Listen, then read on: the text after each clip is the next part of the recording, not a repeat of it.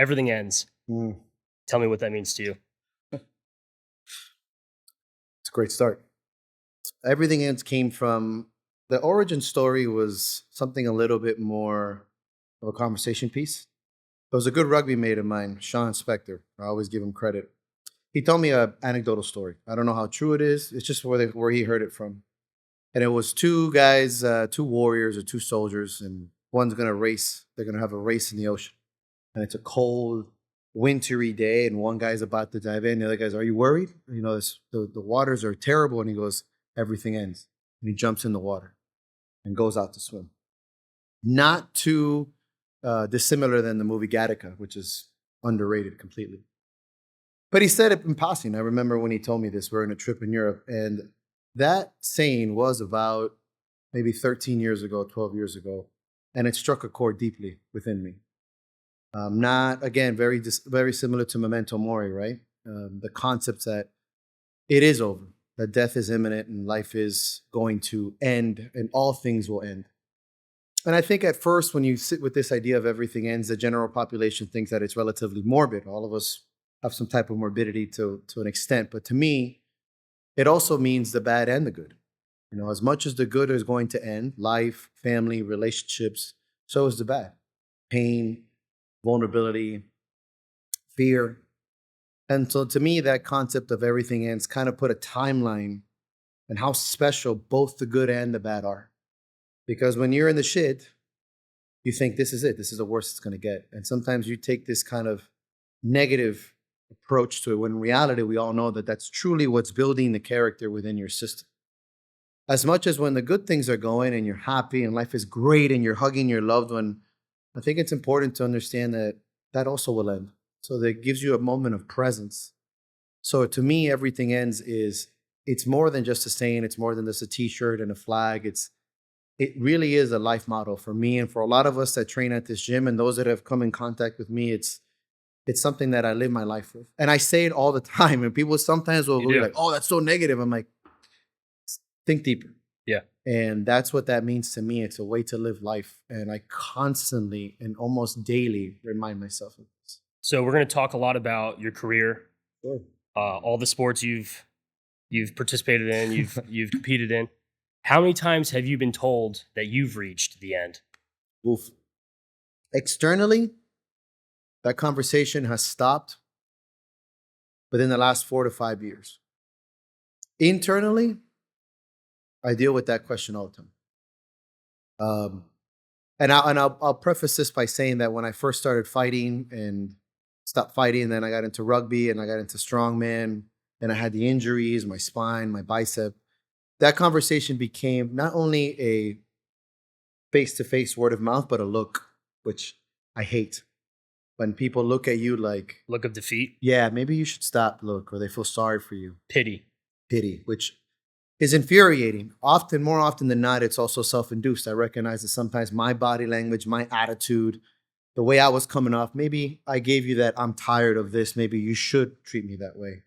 Which is why I preface that by saying that the last 4 to 5 years, no one has approached me like that, because after retiring from strongman, there was something inside me that was searching to keep going in something, some value in athletic prowess. And when I felt like I found it, I said, this is it. And I came off that way. Like once I started bodybuilding, not a single person told me, hey, you can't do this. On the contrary, they're like, if anyone can do it, it's you. And it's not because it's generated by some sort of chance. It's because that's the attitude I gave off, because that's what I have to tell myself. And to touch base on the other comment, it's every day, every week, every few days or so that something inside me, just like all of us that are hard on ourselves, anybody with ambition that's worth a shit will tell you, there's always that voice that's like, hey man, maybe you should stop. Why are you doing this? Is this even worth it? Do you need to do this? Are you ever going to be that good? Are you going to meet your expectations or the ones of the others? And I welcome that, because the moment that I lose that voice, I think I'll lose my edge. So those conversations that I've had have, started many times before, and it was always met whenever the fuck I want. That was always my response. When you won? Yeah, when I want. When you want. When I'll stop, gotcha. I'll stop when I want, kind of deal. And I think as an athlete, eventually you run into those crossroads where you're like, what? I'm in too much pain to keep going. Yeah. But for the most part, I haven't had to field that question externally. And I think that comes from the way I've been carrying myself.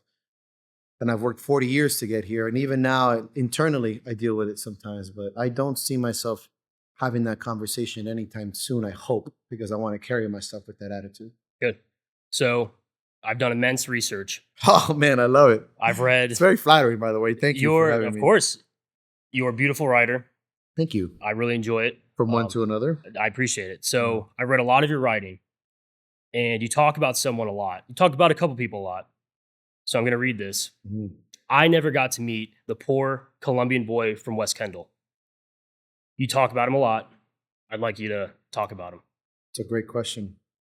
So my parents are Colombian immigrants. They came to this country in the late 70s, early 80s. And they came the old school way. 2 kids, worked really fucking hard. My mom cleaned houses even while she was pregnant with me. And my dad worked construction 7 days a week, 6 days a week. And they brought us up. I was born what we call like an oops baby. Sin querer queriendo, they say in Spanish. Wanting, not wanting. And affectionately, an oops baby. And we grew up not having much, not dirt poor, obviously. There's some things I remember now that are just how incredibly hard my parents worked to put food on the table. Things that as a kid, you think nothing. And then you become an adult and you're like, wow. To put Christmas presents under that tree, my mom went crazy. So in that aspect, I meant poor also, not so much financially. I mean, we were on the lower end of stuff, but not like we were eating out of canned beans. But at the same time, we didn't have the general life, vacations and Disney World and getting the new pants and none of that, in that aspect. And also, I believed at the time that my mentality was poor. And I don't mean that in a negative sense. I'm very proud of my upbringing and the hardships, but I didn't see myself going there. I didn't have the uncle or the father figure or somebody in my life that was a doctor or in the military or something that was, wow, that's what I'm going to be. I didn't have these examples. I had 2 parents that worked very hard, and I learned many, many things that were somewhat more qualitative than quantitative. I don't know how to save a check. They always called us to credit card stuff. I learned how to hang up on them. And in that aspect, there was just this mindset that, I was just going to get a job and figure it out. Just figure it out. There was the concept of college and university was, TV stuff. The idea of saving money and having a 401k, like that was just, I don't think I even knew that concept didn't even make sense to me. We had no money to save. So on those aspects, I always refer to that young man in that way as this financially not pushed in a certain way and never really getting those things, but at the same time, a mentality that maybe didn't see him go anywhere. Certainly not where I think I am now, where I lead men and women or I've made changes in people's lives and being called coach, leader, mentor, which is just sometimes, very flattering. And that young man didn't have the same respect and ambition. I was a chubby kid and sometimes got picked on, and some of my friends were extreme gang members and tough guys, and some weren't. And I grew up with nerds as much as I grew up with drug dealers. And I value that. And I look back on that, and I'm very proud that I grew up in such a fiery city, as much as sometimes we hate it down here. But if I can look back at that young kid, I didn't have that foresight to push forward that way. And I'm very appreciative of where I came from, but it also reminds me to stay humble, because where I'm getting you here, first of all, I never thought I'd be here. You just live a life sometimes that you're just like, there's no way. Even I always said, I'll be dead before 40. And sometimes I should have been. And other times I'm just shocked, that I'm held in such esteem or have the friends that I have. And that kind of confidence and refinement of ambition and courage was never on the forefront of my mind as a young man. I just wanted to be tough and I wanted to be strong and powerful, but probably without the same idea of it. And so looking back at that young man, that's what he was. Not necessarily, a scared kid, but lacked foresight. And his ideas of courage and getting strong were unrefined. But so that's who I mention all the time. That young man is somebody that I affectionately love dearly. And I would probably not say much to him, just listen, because even in my 20s, I was just almost unapproachable in some ways. But certainly shaped the man that I am now, because as much as that person made me this kind of figure, it also helps me understand those who are struggling. Yeah. Mentally, physically, Emotionally. emotionally, financially. I mean, I hate to say it, I wasn't necessarily given shit, which I love. So when somebody is truly struggling, I have this great affinity to help them. And that's why I'm in this position, because I just know, I'm not saying I was dying, but I know what that feels like. And I just always value that. It's important. Yeah. So describe growing up in Miami, but also how is Miami different from when you grew up to what it is now? Yeah. So Miami's a melting culture, or a melting pot of culture, obviously, mostly Latin American. And I was born in the 80s. In the 80s, there was still a lot of drug crime and a lot of Miami finding its rhythm. This first generation was still pretty hot. And I'm not saying I grew up in some shooting gallery or down in the fucking ghetto. I'm not portraying myself like that, but you certainly knew where it was. You certainly had friends that did what they did. And it's pretty common to have friends that were stealing and in gang activity and fucking around. It was a no brainer. I didn't know that was not normal until I moved out of Miami to Pennsylvania for a while. And I'm thinking, oh, these people are like genuinely nice. No, none of your friends steal anything? Your car didn't get Yeah. stolen? Or What's the catch? Yeah, I was like, why is your door unlocked? Are Yeah. you crazy? Or if somebody bumped into me, I was already like, guess we're going to fight. And you think these things are normal.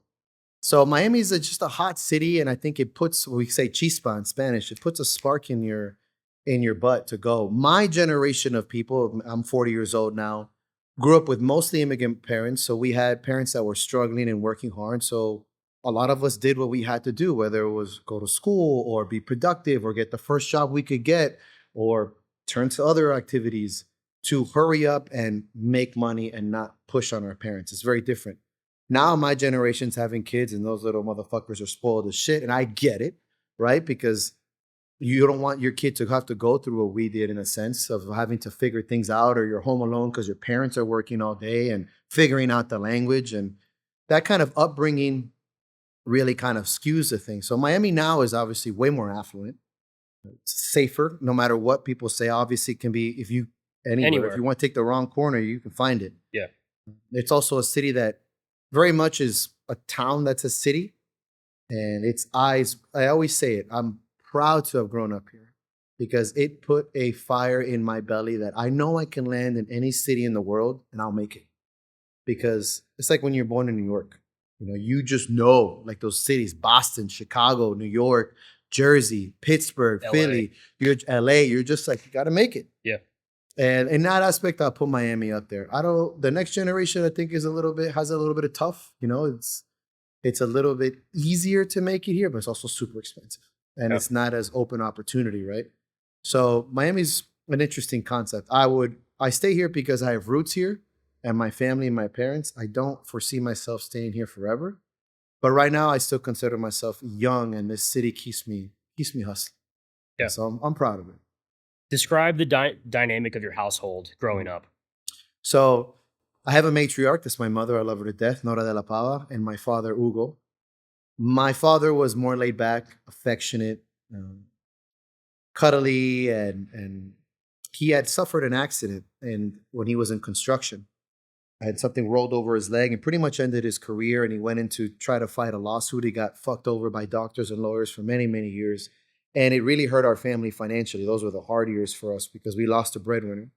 What year was that? This was probably 80s, 90s? 80s, like 88, okay. 90. So you're pretty young. Yeah, we're a kid. Yeah. That's when we had to, my mom would never admit it because she's beautiful, food stamps, and the church took care of us a lot. My parents were very religious, and eggs and rice, for dinner for days. And my mom staying up very late and watching her figure out bills, things that at the time I said, you just don't conceptualize. But then as I grew older, I'm like, damn, what my mom had to do.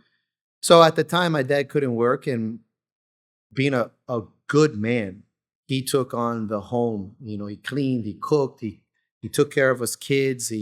Because of this lawsuit, he couldn't work. He did what he could with us. My mom, on the other hand, had to step up and start taking care of us financially.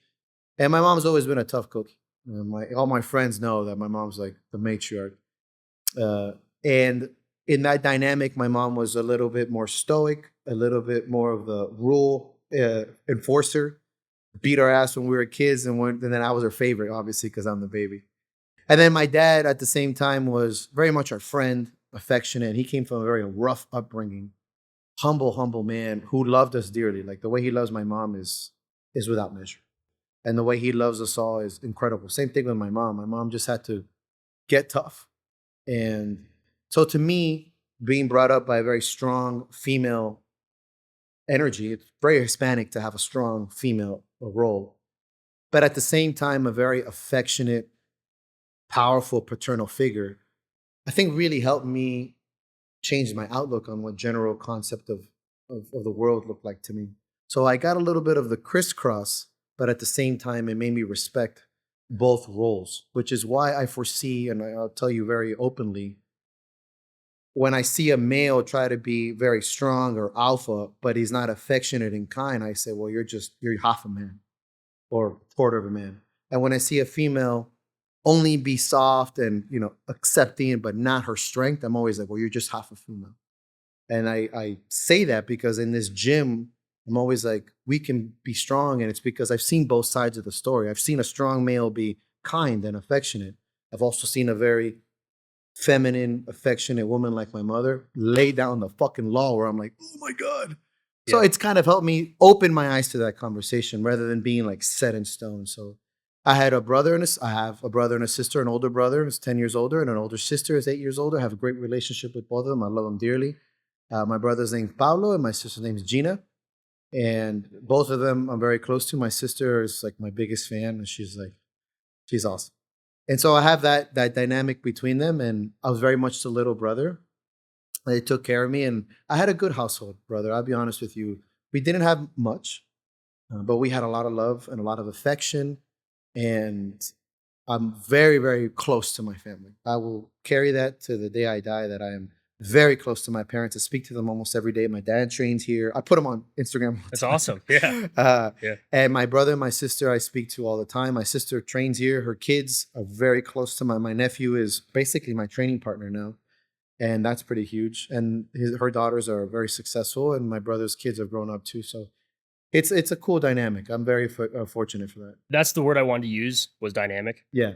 Because you grew up with leadership not having a certain face or a certain gender or a certain name. It was just, you saw leadership, you saw courage, you saw ambition. Yeah, that's very well good. That's exactly what it was. That's what, really molds you. Correct. Because it doesn't matter who walks in this gym. So we're in Battle Axe Gym. Yeah. And we'll talk about that in a bit. This is where we're cooking. This is where we're cooking right now. But when you see someone walk in the door, you don't automatically have assumptions. You see a mold of that dynamic. Correct. They could be courageous, ambitious, a leader, regardless who they are, age, gender, anything. Yeah, absolutely. I think it's very lucky for that. What sports did you grow up playing as a kid? So we never had money to play an organized sport. I didn't have any money to put us like on a soccer team or anything. However, I was very lucky that I grew up with a neighborhood when kids played outside. And I know that's something that down in Miami specifically is kind of dying out. Sad, but I get it. People are weirdos. But I had a great group of friends, and we played every sport you can think of. Seasonal. So if it was football season, we'd watch the Dolphins on Sunday and have heartbreaks and play football. Then it was baseball season. We played with a tennis ball, so when we hit cars, it wouldn't break anything. I sucked at skating, but I was goalie. And we played street hockey. We played tennis. We played basketball.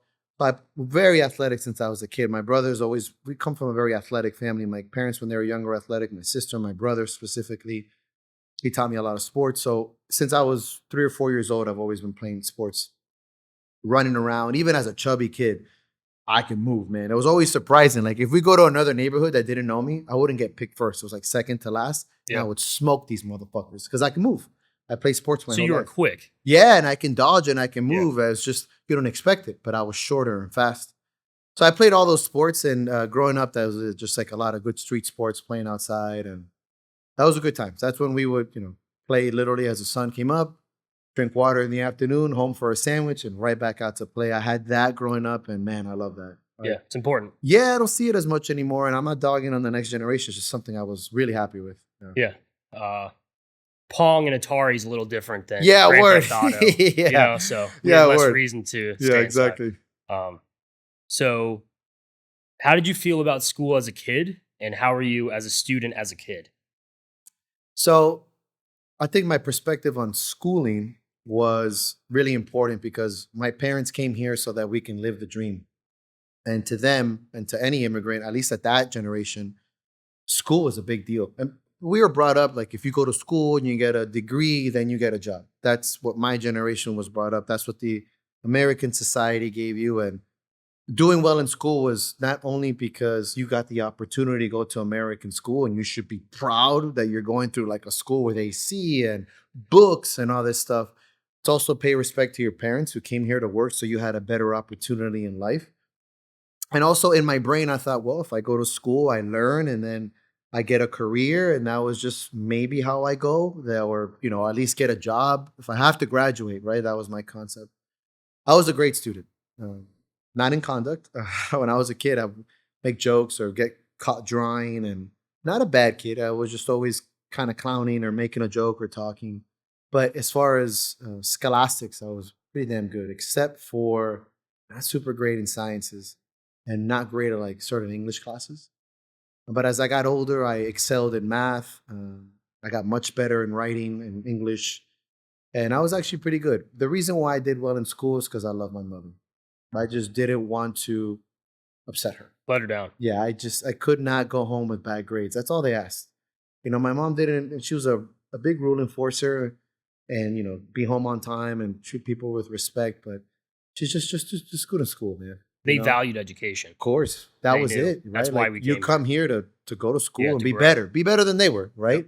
Yeah. They didn't really go to, like, my mom went to school for art, but you come here and it's like their idea is go to school, educate yourself, and respect yourself.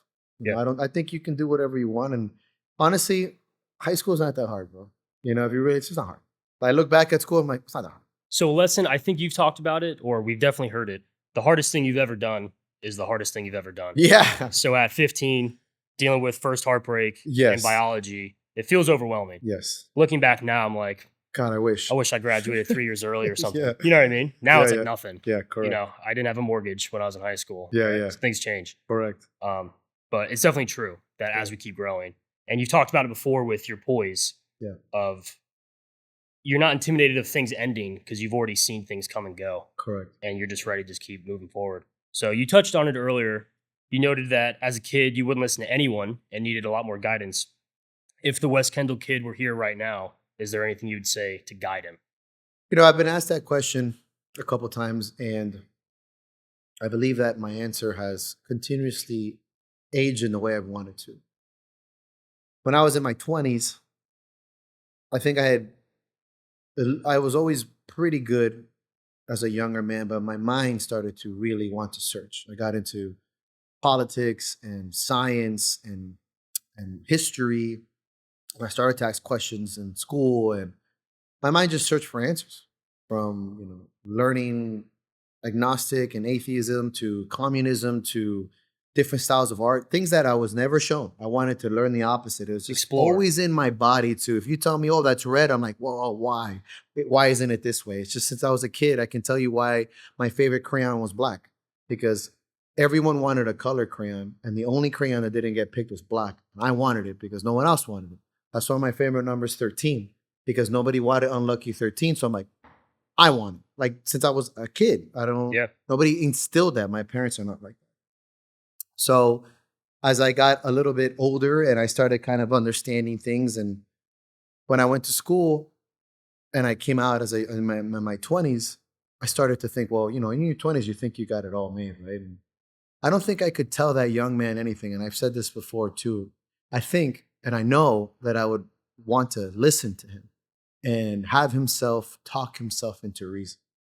And that mentality is how I coach and how I deal with the next generation that I coach now, 19, 20s.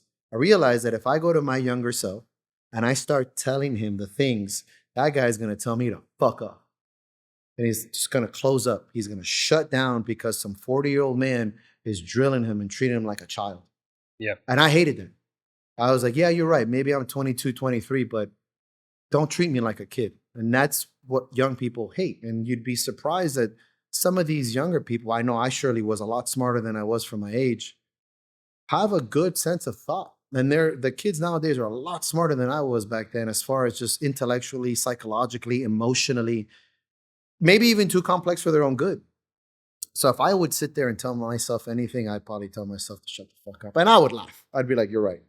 But I would ask questions. Not too dissimilar than what you're doing now. You Sure. would probably do a great job with a 20-something-year-old me, because I'd be all full of piss and vinegar. And then eventually you'd ask me a question where I'm like, Stump you. damn.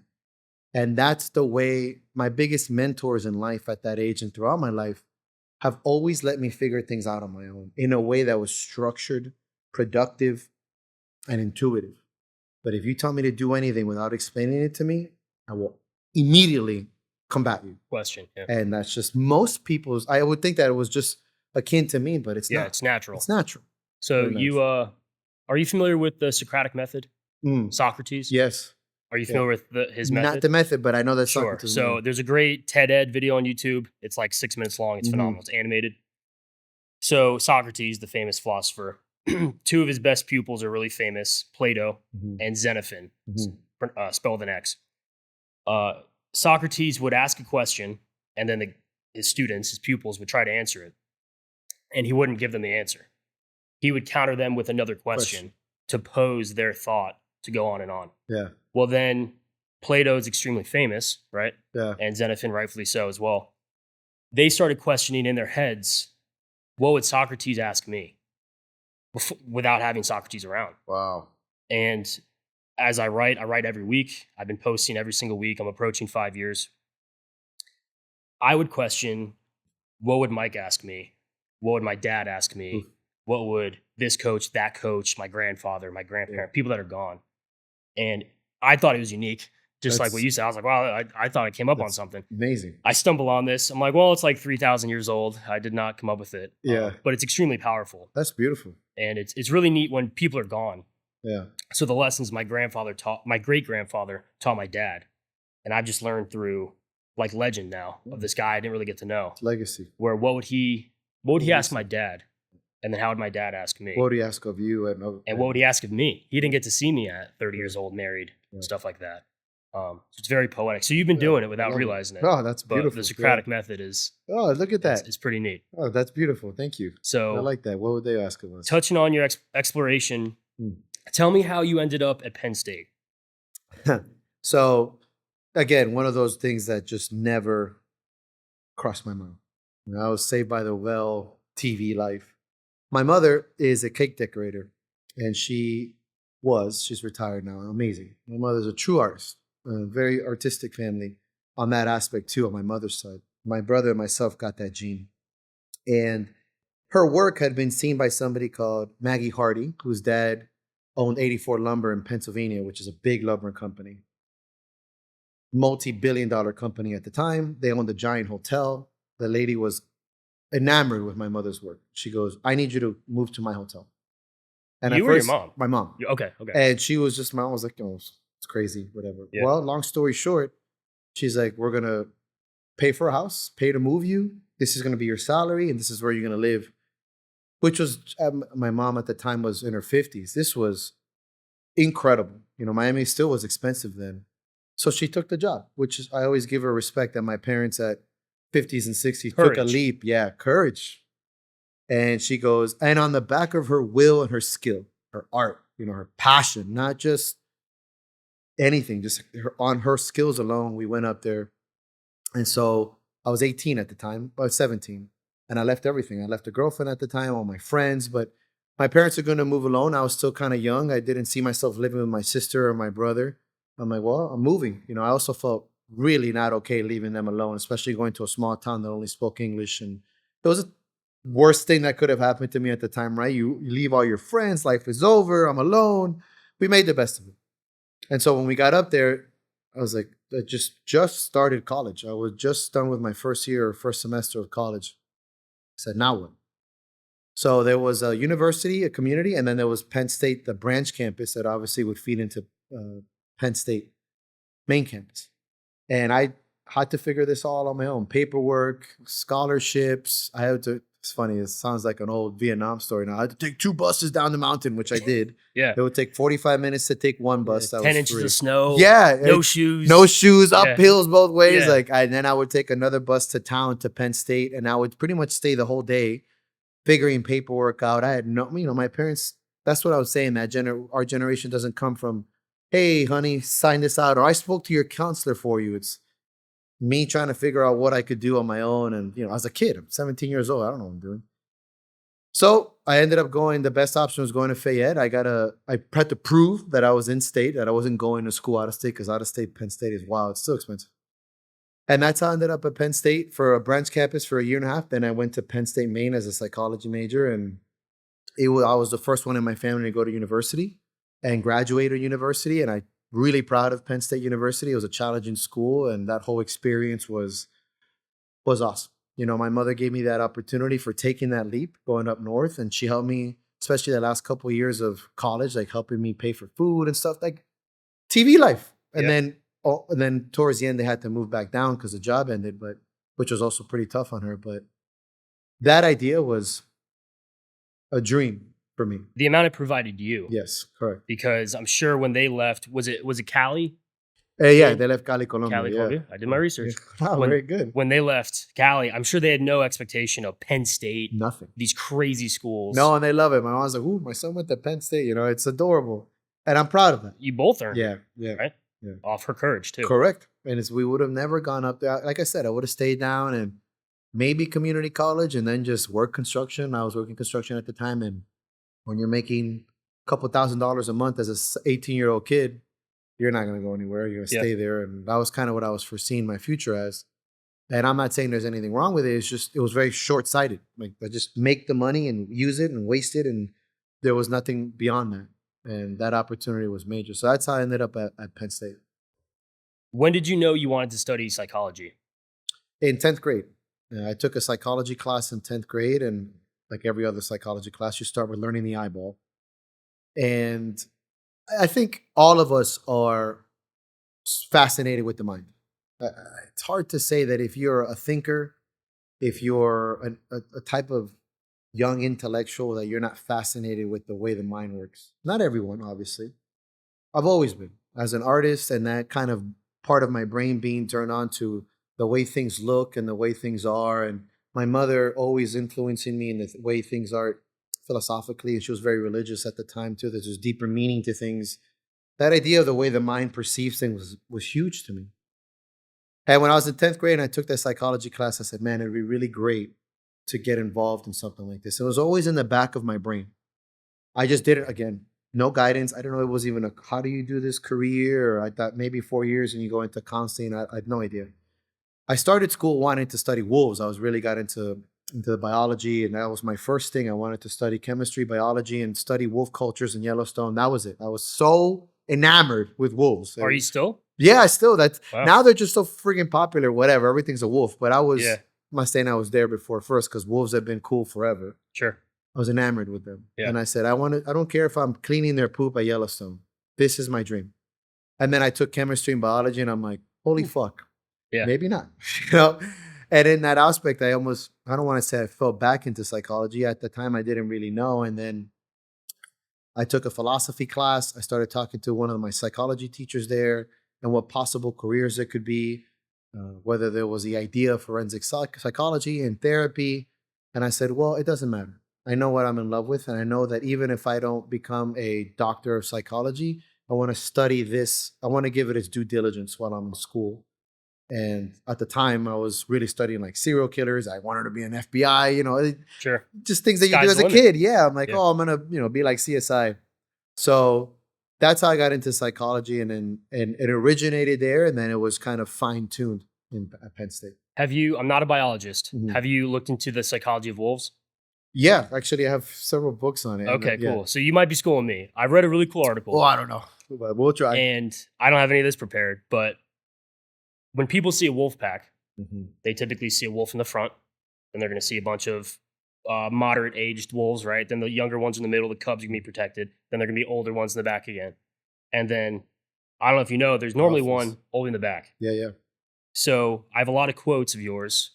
Everything ends being how we started. One of them is lead from the front, Mm-hmm. which is a very common and poetic and, Sure. like a very warrior mentality. But when I learned about how wolves lead from the back, Yeah. The alphas are in the back. completely different mentality, Yeah. where I realized you don't have to be the guy on the painting wearing the hat. You could be in the trenches leading from within. Of course.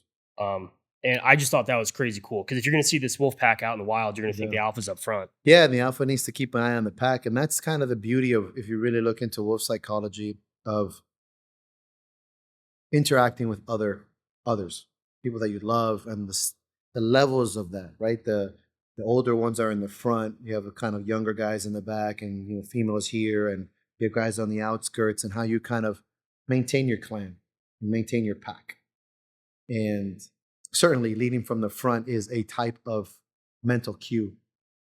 But yeah, being in the trenches and keeping an eye on all your things. And it's not too dissimilar than when you have the body language of standing with your family. When there's a threat, alphas are in front.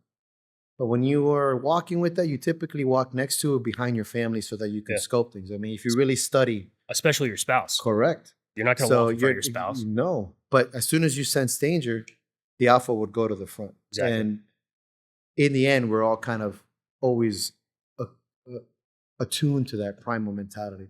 But I read those books when I was a younger man. Very cool, right? Yeah, I love it. They're both very important quotes. Lead from the front, Yeah. but also leading from the back. Sure. I've had coaches use both. Yeah. And especially time and place, in competition when you want to shine on the, Yeah, it's on the time to shine, platform, yeah. right? Lead from the Yeah. front. Yeah.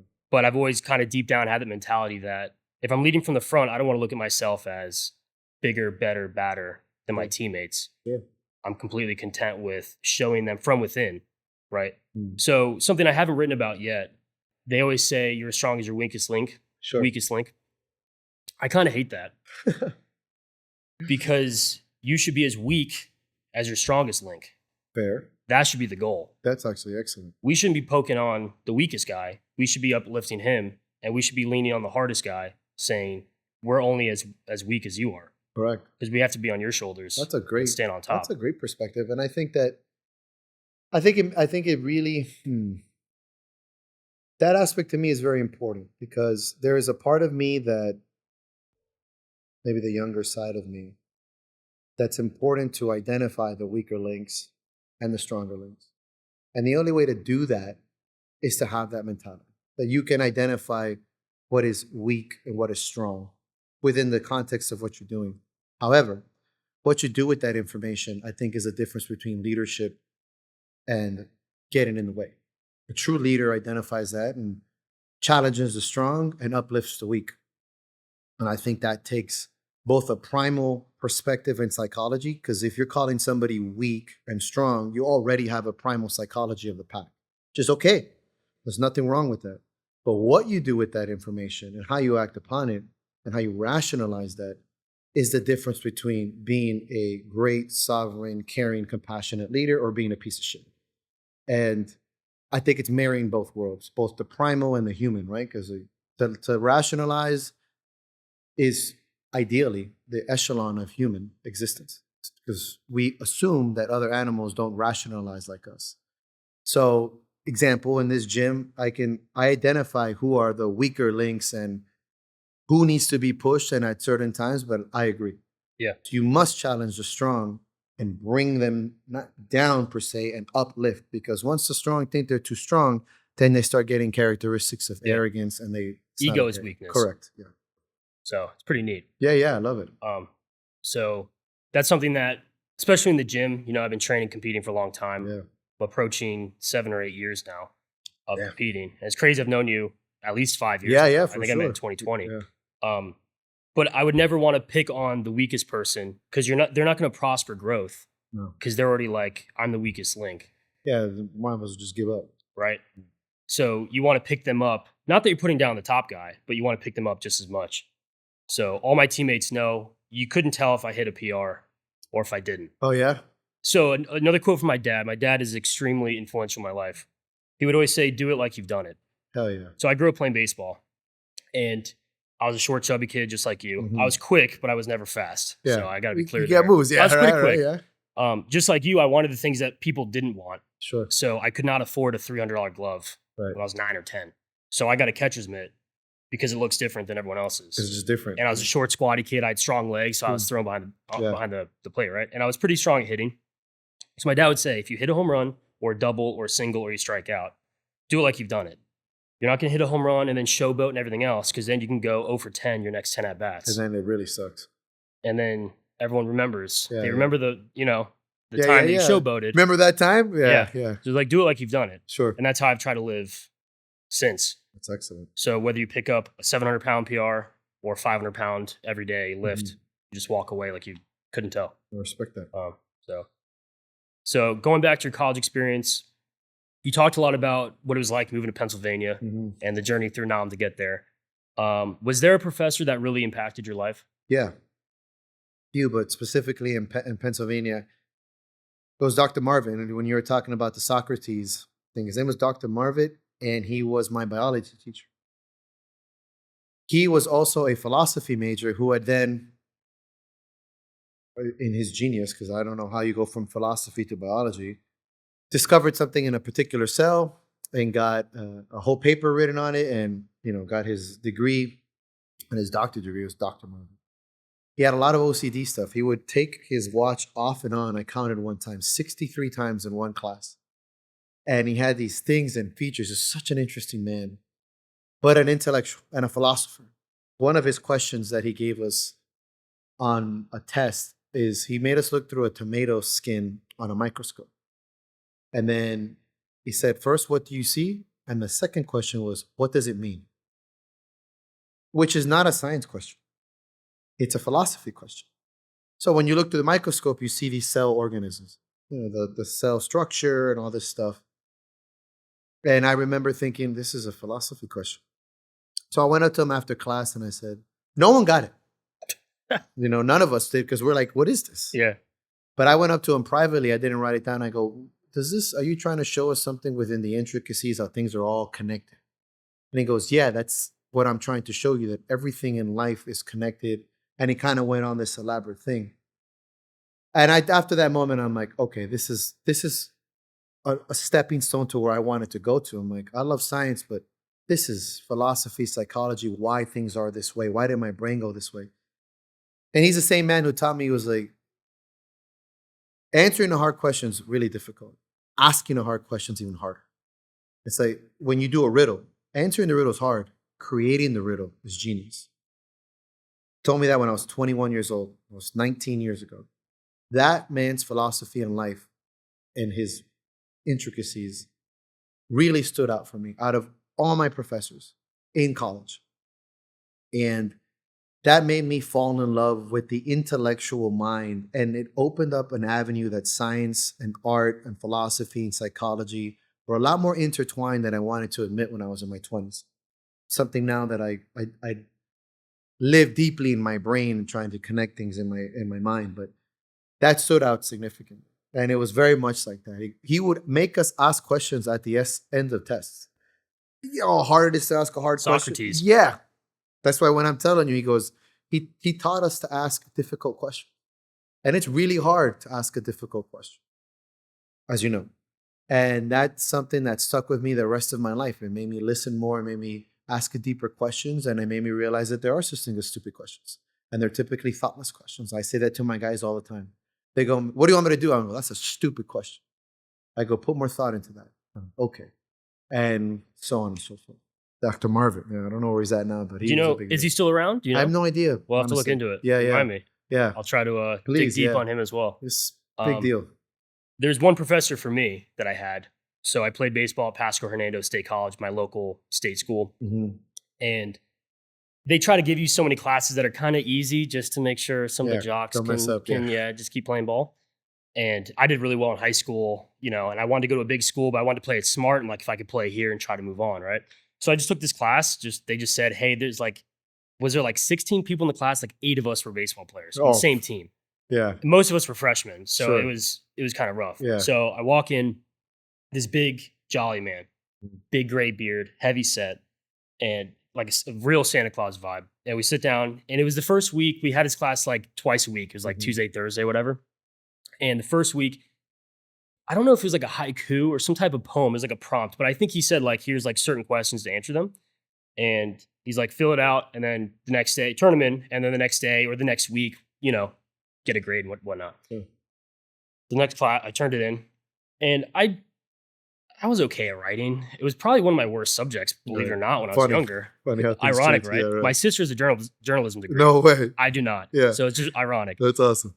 So in high school, I was like, okay at writing, right? Sure. So I have this prompt, and I think he had several questions. I saved the paper, but I don't have the prompts anymore. And I was writing it, and I was like taking it seriously, but I was kind of witty and putting some jokes in there. And the next class, what does he do? He says, all right, of everyone's papers, I've got one to read. One hit the mark. And he reads mine. And I had the ebbs and flows and some jokes. And one of the fears was like, something was like, what do you fear or something in the haiku? And I said hand grenades and cockroaches, which one's pretty obvious. Yeah. And then one's kind of dumb. But like, cool, I hate cockroaches, right? That's like a t-shirt now. But hand grenades and cockroaches. Yeah. But he picked up that it was witty, but I was being honest. Yeah. I mean, the mortality of death and something as dumb as like deeper. a cockroach really kind of bugs me out, right? Yeah, yeah. You know, pun intended. Yeah. And I was like, oh shit. When he says my name, I'm like, I got 7 other guys gonna roast me. Sure. You know, I'm already getting roasted for anything else. So then after class, of course, he pulls me to the side. Right. And he's like, hey, he's like, I forgot how he said it, but he's kind of like, you already showed your hand. Yeah. I need this every paper.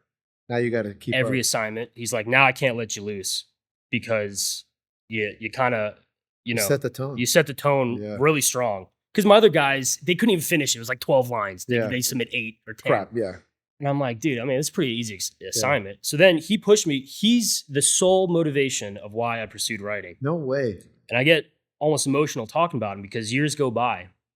Well, before I get to years go by, we had the final paper was, I can't remember it wasn't a biography. It was a memoir or something that you had to write a story about your life, right?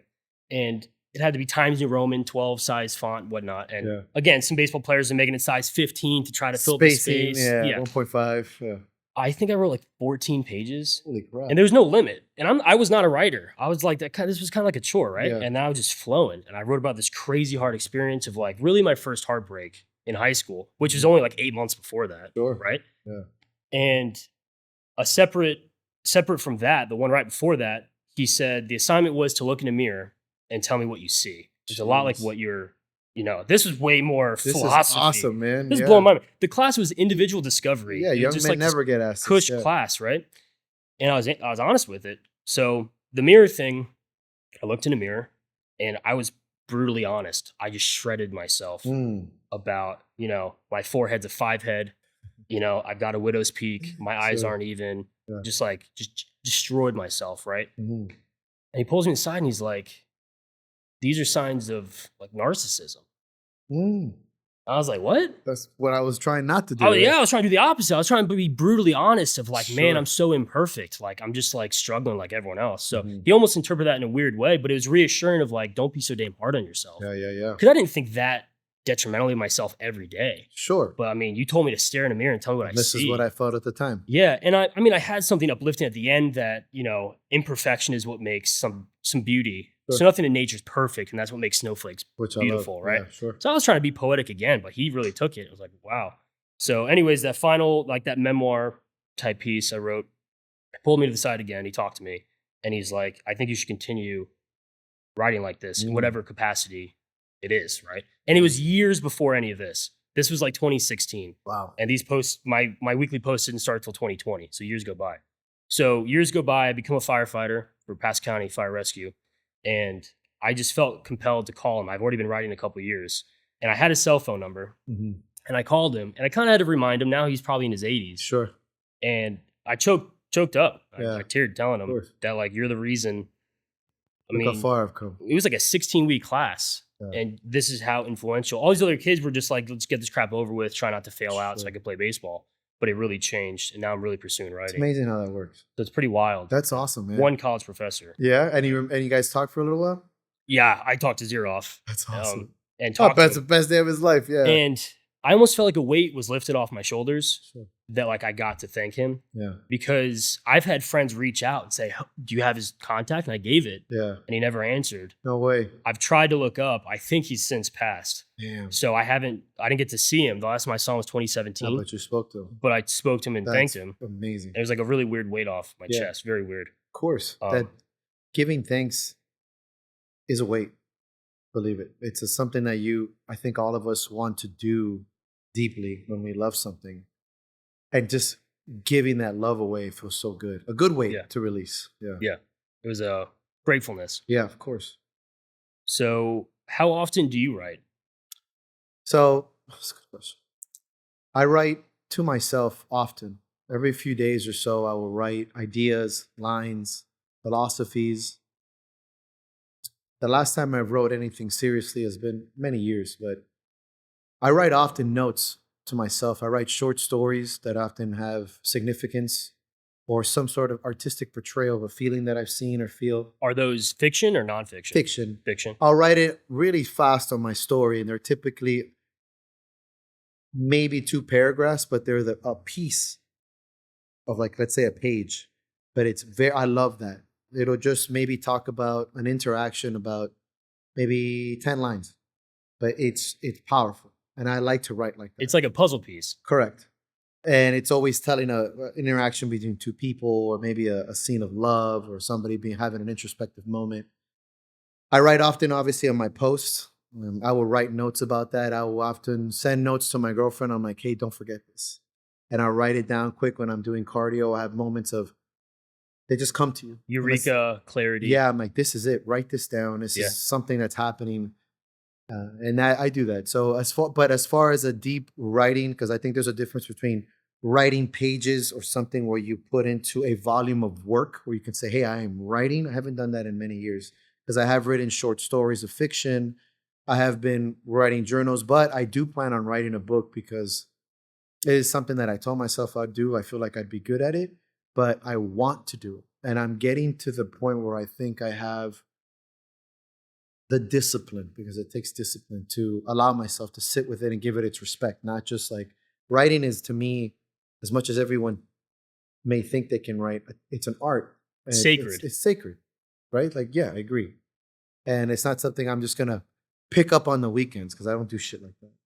So, yeah, but I write constantly in my brain, in my mind, on notes. And they're not just like remember, they're philosophical. And I think when I mean writing, I give it its forethought, and I give it those words very powerful meaning. And that's writing to me. Did I ever tell you how this whole thing started? Mm. No. Mm. So the Psychology Strength post started, I think it was October of 2020. Mm-hmm. So I was a young kid. I was 22, 23, I think. And I joined Gorilla Bench Training Center in Clearwater. Yeah. And I lived in Pasco County. So I was driving 26 miles. Oh. So this whole story, a friend told me about this gym because I wanted to get into powerlifting. Yeah. And they used to be on Hercules, different road in Clearwater, and they didn't update Google Maps. Oh, Lord. So I looked for it. I never found it. And I gave up trying. And then one day for work, I was driving down in Clearwater and I saw it on 19. I was like, there it is. Oh my God. So I paid a day pass, then a day pass, and then a day pass. And they're like, all right, just get a membership, Just right? join, bud, yeah. So I joined. I was just a normal dude.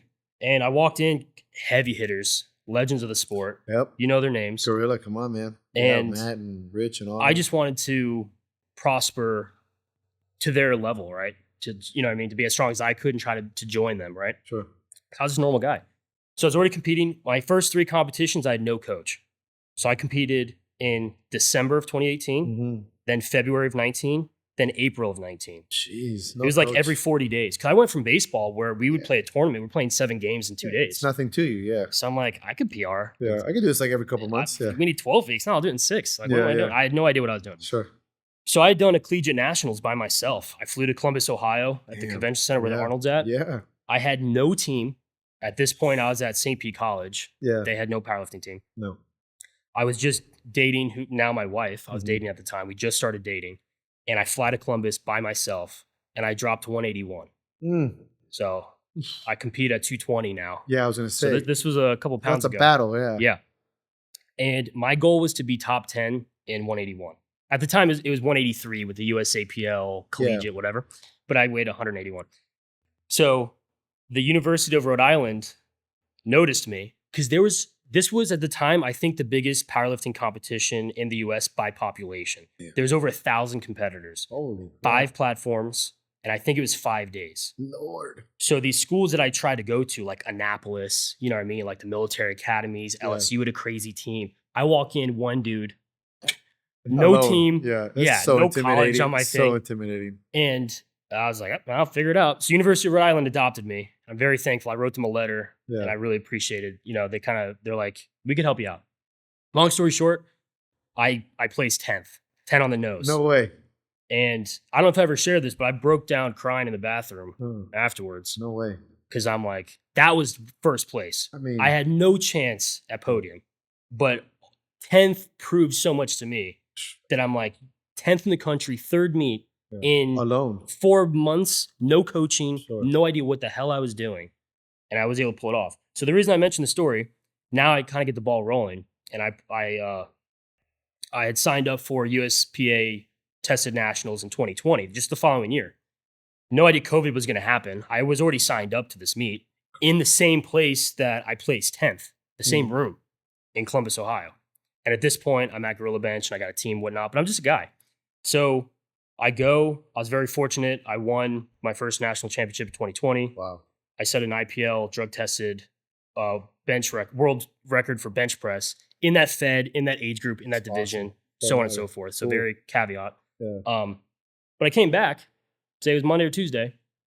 And, Friday you'd ask me a question. I'd say, try to do it this way, extensions, whatever. And people just walk off. I'm like, I don't know why you asked me. I come back on Tuesday. Everyone's asking me, how do you do this? How do you do this? I had all of a sudden I had this voice. Crown on your head. Yeah.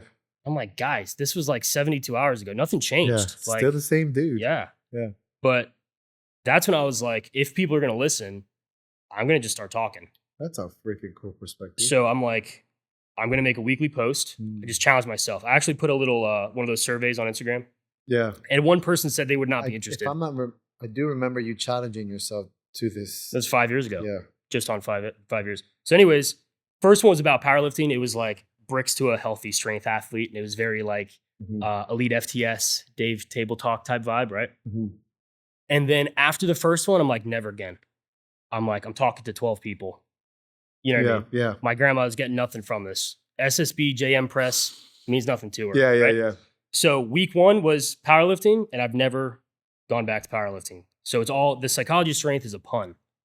It's not the psychologically. You're not going to talk percentages to me. Yeah. It's not the psychology of being physically strong. Yeah. It's the strength of your psychology. Correct. That's the whole point of this project. Correct.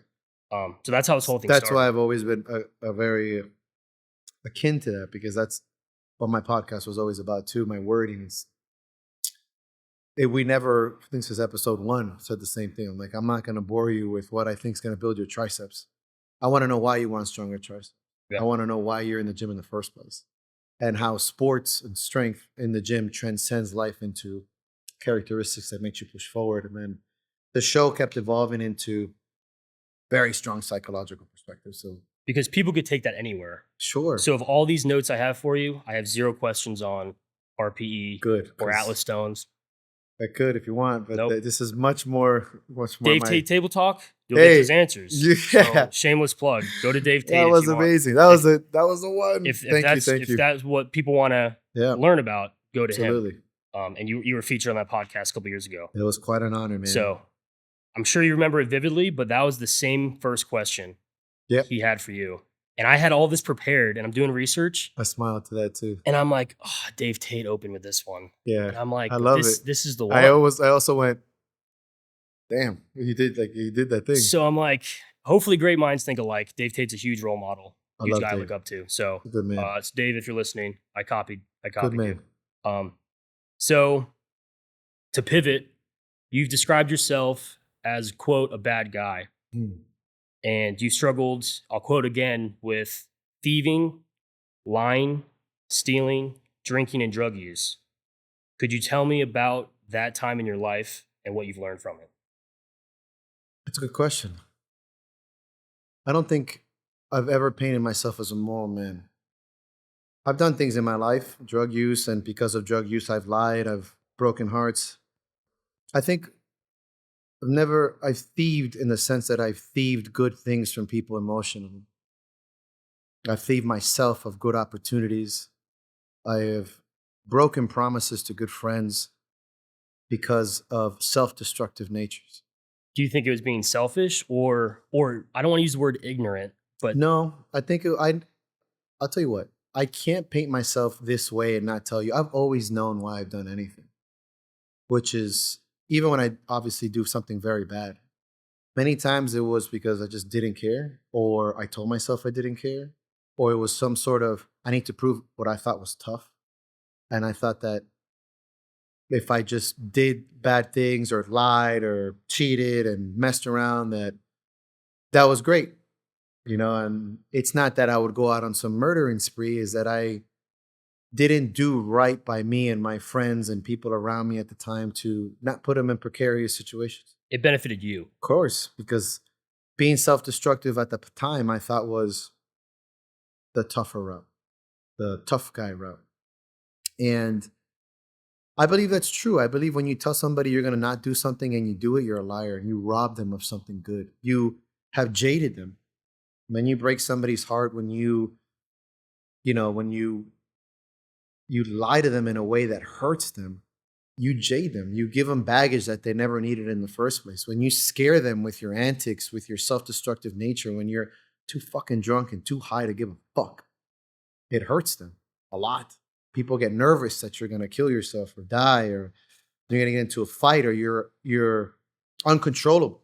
I don't think that's the qualities of leadership. And that's something that I think many of us can struggle with in many ways. But I didn't have a leader or a coach or a father figure in a sense that could stop me from doing those things. I had to learn the hard way. And that's when I mean that. I think that, it's not that I was physically stealing things, because I think thievery is not my thing. But that when you rob something from someone, it's just worse. Joy. I kind of rather steal your shoes and steal your heart. Yeah. And steal your joy. And Or steal your trust. Trust. Fuck. And when you break somebody's trust, that look in their eyes is like, you want to die, is what you want to do. You're like, God.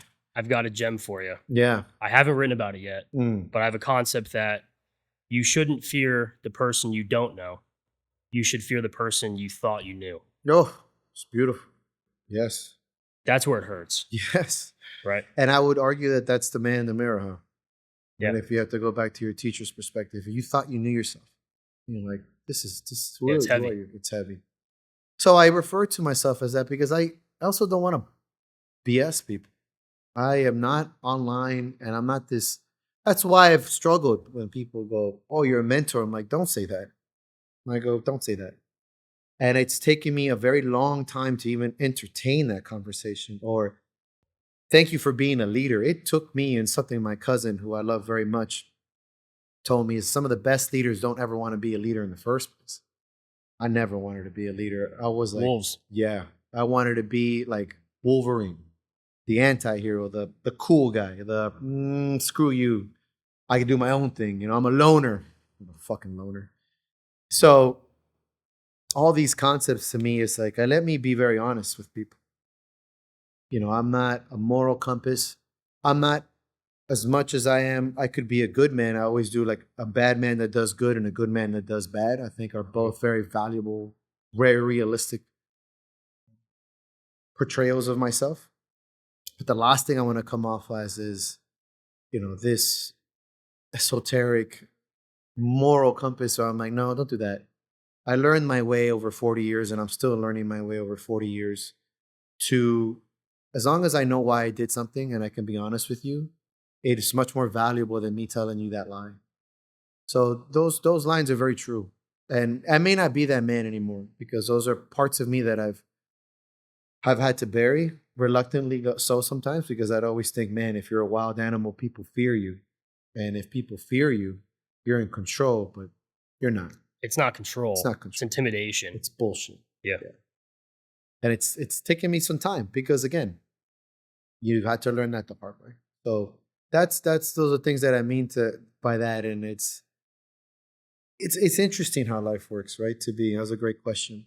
to think about those things. That I think it's important to bring those things up and to speak of them genuinely, as you know, openly, with some grace, obviously, not super detailed, but in a way that people can relate, because we all mess up, man. We all have these things, and sometimes we look at these guys that we look up online, like they must be perfect, or I know that they're human, but the way they portray themselves or the way they are articulating their struggles, sometimes I can't talk to that. Like I Yeah. can't. That's why I'd rather read a Bukowski or a Hunter S. Thompson or somebody Hemingway with some fuckery. Charles And Bukowski. yeah, like give me something where it's like, man, maybe I'm not as messed up as you, but I can absorb that. Then you're gonna talk about the flowers in the spring. I'm like, ugh. And that's who I've always wanted to write like and to be like. I'm like, hey man, don't be like me, but learn from me. Have you read Ham on Rye? No, but it's on my list. I know. Move it to the top. Okay. His perspective of being, don't quote me. He says he's like 6 years old. The perspective of like a 6-year-old, and you know how Bukowski speaks Yes, with his language. that's gonna be. So imagine a 6-year-old him. Wow. You almost assume he's already drinking Yeah, at 6 years I old. feel like he was born with a whiskey in his hand, but But you mentioned 2 words that were difficult. mhm, I believe you said it was leader. Was it mentor? The other Yes. word that you said. correct. So both my parents are school teachers. I Oh. don't know if you knew that. That's awesome. So my mom's elementary, my dad's high school. There's only 3 years gap between. Yeah. So if my mom didn't teach them, odds are my dad ends up Yeah, teaching or them. they taught them both.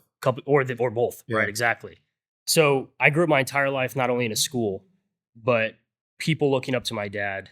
So either kids that didn't have a father, or they didn't have that male figure or positive male figure.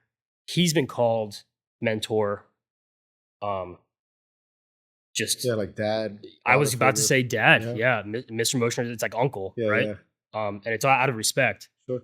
I've learned from my dad, not as a badge of honor, like it's on my sleeve, look at me, not like that, but out of a privilege Mm, that I've got this responsibility that as a high school teacher, you have hundreds of students Yeah. because they're only coming in for 45, That's a 60 minutes. tough gig too. And when you do it for 20, he's at 25 years now, it's been several thousand students. Sure. And now, he started teaching, he was teaching in 2000, 2001. So now he's got students that are in their 40s Wow. that have kids, Grown. right? Yeah. And then my mom was teaching before him. So when she was teaching 4th grade in the 90s, now she's taught grandkids, Wow. That's awesome. which is crazy. And it makes Yeah, my mom yeah, feel yeah. old. So I know. So yeah, this won't be a big clip on the on the episode. But that's something I've tried to embody, of taking it as a privilege. Sure. Whether I've got clients that have been as young as 7 and clients as old as in their 70s. Yeah. Whether it's general fitness or competing, but I try to take it as a privilege that this man has way more years on his body than I do. Yeah. He's really being modest to listen to a guy 40 years younger, 50 Sure. years younger, to give my opinion, and he's Yeah. valuing it too. So it's Which- a huge sign of respect. Of course. So ego's gone. If I'm gonna have a 75-year-old guy, Right. use my advice. Of course. So It's try an to honor. wear that with Cool. a privilege. Yeah, I see it that way now. And I'm like, the privilege is the word, because it's certainly a privilege to be a part of anyone's legacy. But I think it's an idea that needs to mature in your mind. And you need to let it mature genuinely. And that's where I am now in my life. Sign That's of growth. the aging that I'm doing now. Yeah, the Yeah. growth. Yeah. So got a lot for you. Mm, You've noted that you've cheated death twice. mm. Could you tell me how? Yeah. 3 times now. 3 times. Yeah, but primarily too, I was in a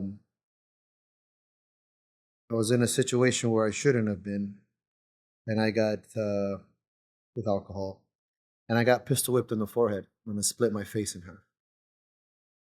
Not necessarily, yeah, wrong place, wrong time, but I shouldn't have been out. I was drinking too heavily. I was being a piece of shit, and I got pistol whipped hard. Should have been shot. That day that I went to the hospital, I got 7 stitches in my face, and I remember my girlfriend's face when she saw my face, and it hurts because I robbed her of something. That day when I went to the hospital, there had been 3 stabbings and 2 shootings, and I was in the stabbings hospital because the 2 people that got shot were in a separate hospital with police security because they thought they were going to come and finish their job. The lady looked at me when I left and said, "You're very lucky because we've had already this, and it was a very spicy time." Second time, I crashed my Bronco and I almost flew through the windshield because I was being a piece of shit. And I shouldn't be here, but I certainly put myself in a situation where I shouldn't have been. And that was the last time I put myself in that situation.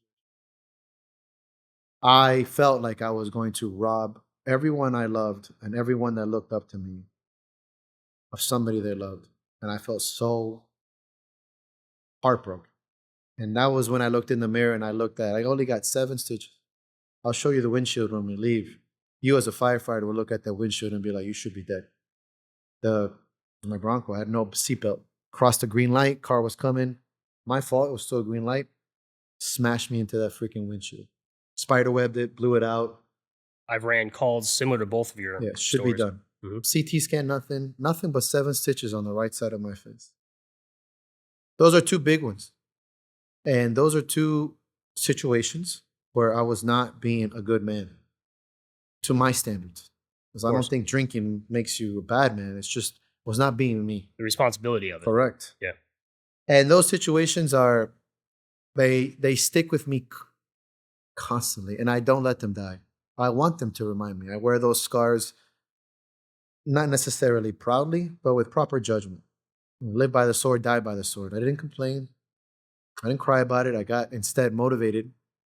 And both of those situations, specifically the last one, when I realized, like, oh man, what if I went to jail forever for this or be dead? Like, what a stupid way to go.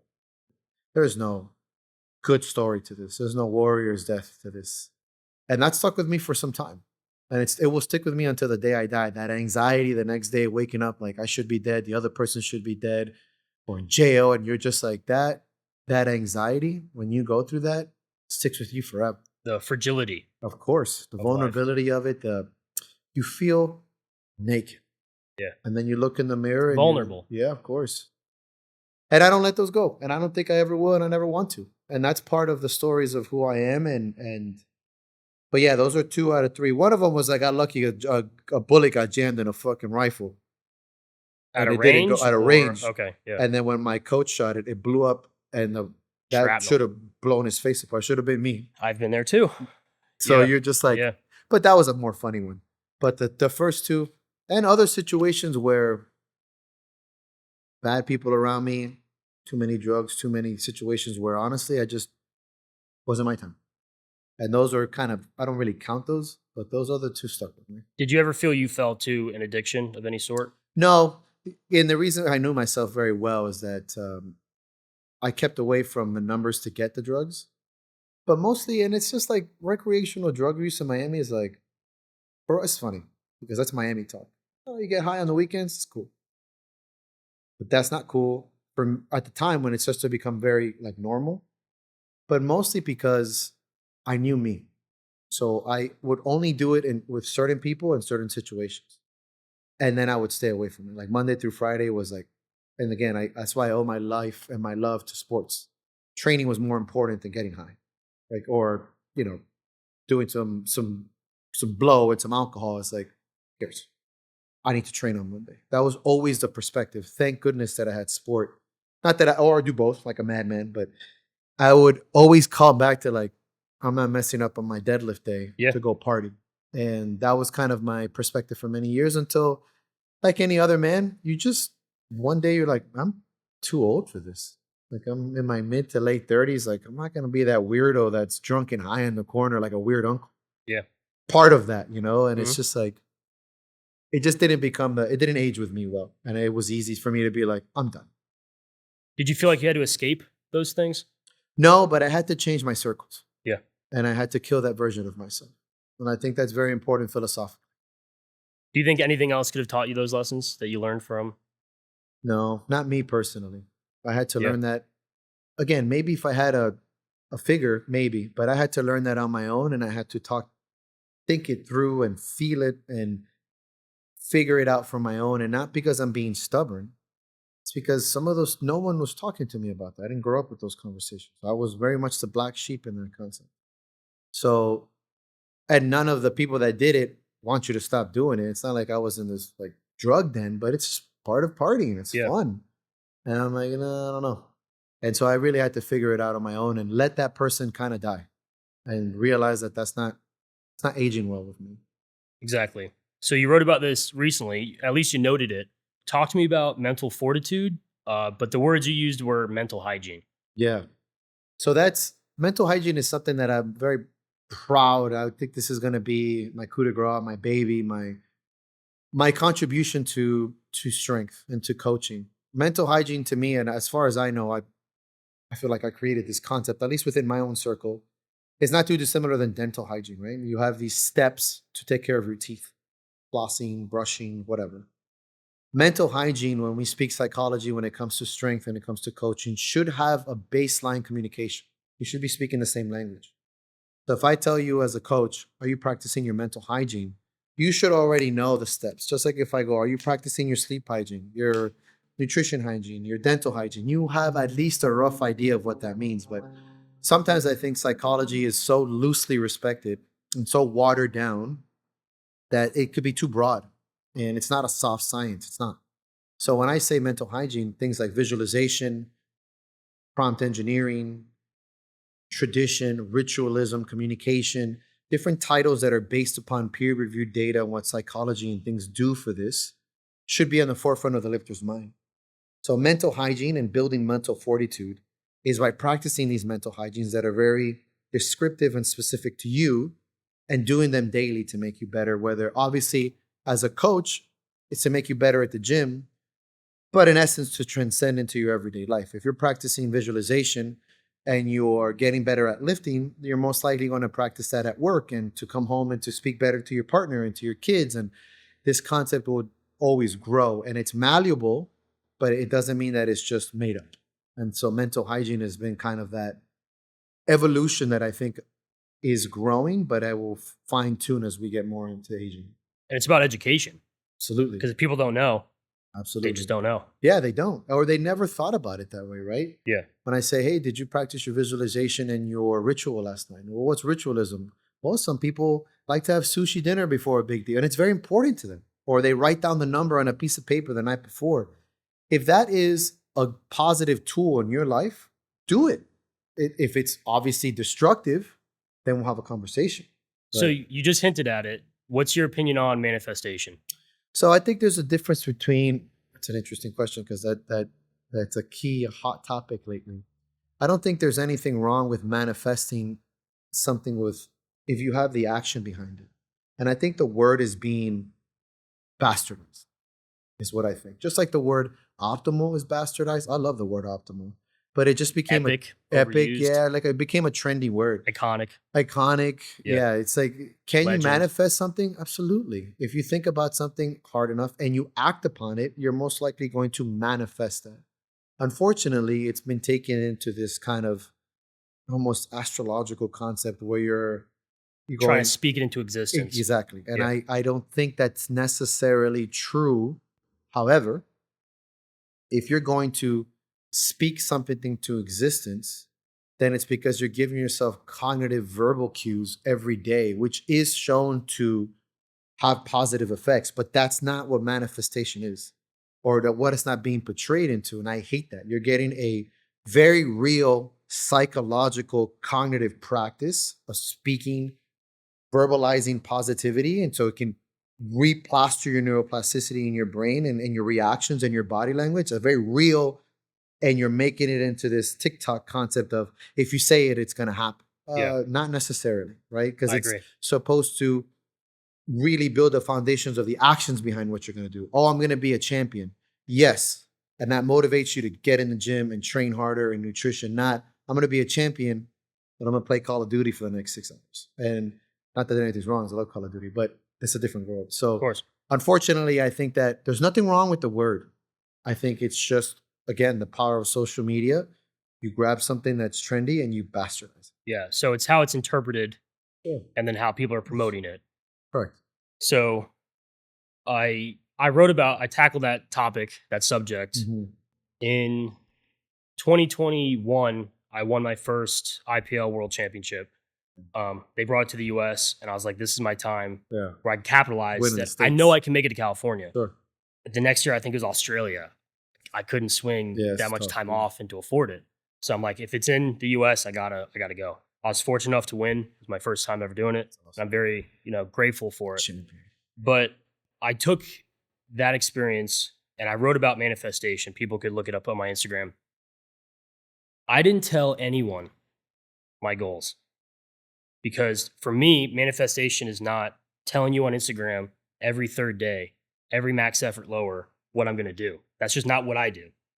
I had it written down, national and world champion, years before I ever conquered any of it. Years. I told no one. Nobody. I love it. I get excited here. I didn't tell my parents. I didn't tell my grandparents. I didn't tell my spouse. I didn't tell my best friends. I had to post my meet recap that I kind of don't love meet recaps anymore, but I had my meet recap winning national world championship written years before I did it. No way. I told nobody. I knew what I was going to do. Sure. I knew exactly what I was going to do. I manifested it, right? Sure. I knew if I hit this, this, and this, if I hit this deadlift, I know what I'm going to do. I'm going to start crying. I'm going to walk. I'm going to handshake each judge. I'm going to hug my coach. I'm going to hug my teammate. I'm going to find my spouse. Just like that. I mean, that is literally the I called this 4 or 5 years ago. I know what I mean. Manifestation. Exactly. It's just, and you did it. You worked for it. It literally did it. And it's just that it's the concept has been best. But what I want to hopefully spread, I didn't tell anyone. Mm-hmm. This project is 2 years in the making. Mm-hmm. I haven't told anyone. I've got goals for it. Mm-hmm. I'm not telling anyone those either, right? Because I hope I can manifest them. Sure. But that has to be my motivation. I think so too. I can't motivate other people to want it for me or to no, and I think you should do that. But Paulo Coelho, who was very famous for writing The Alchemist, it's a pretty good book. He's got some other good ones. Some bad ones, but he writes a lot about protecting your dreams like that. There are just some things you shouldn't speak to anyone, not because no one should know, but because you're protecting them. It bleeds them dry a little bit. And I think there's some things that you should keep under the coat. Secret. Yeah. I think it's important to eventually share. Sure. It's been like you're doing right now. 4 or 5 years. I haven't told anyone. Which is great because you're literally describing what manifestation should be. This is what I'm trying to do. Yeah. And I don't know if it was my dad, his lessons to teach me that. Do it like you've done it, I guess we've already touched on. Could be a little bit of everyone you spoke about. Professor included. All my coaches and professors. So I write a lot of questions. So to prepare for these conversations, I think I have 6 or 7 notebooks now. That's so cool. This is one. I like that you pen and paper it. So I'm gonna talk about that in a little bit. So to prepare for these, I've written hundreds of questions. I don't think I've hit 1,000 yet, which is a lot of questions, but I've written hundreds. Mm-hmm. And for whatever reason, this was June 16th, 2024. I felt compelled to answer this one question. And before I read you mine, I'll ask the question to you. Sure. The question I wrote was, what are you actually afraid of?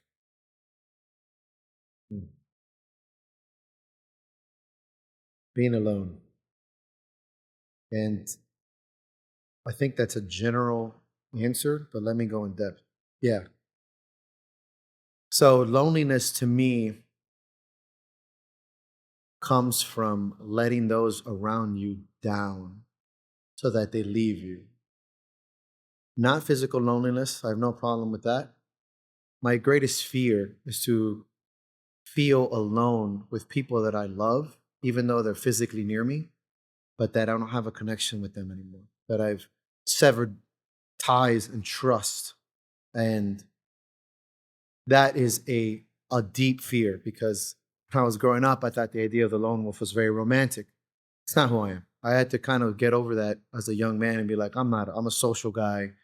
I love my family. I love my friends. I like contact in the sense of being near people. I like my space a lot, but I like that people are there. Sometime along that line, I realized if I keep living a certain way, people will be near me, but they won't be with me. And I started to feel that you were next to me, maybe out of intimidation or some type of complacency. You were just used to being there, that I had no connection with you. And I felt so alone. And it was this concept of social loner that I put a social lone wolf, where you're socially trained, but you feel very alone in a group.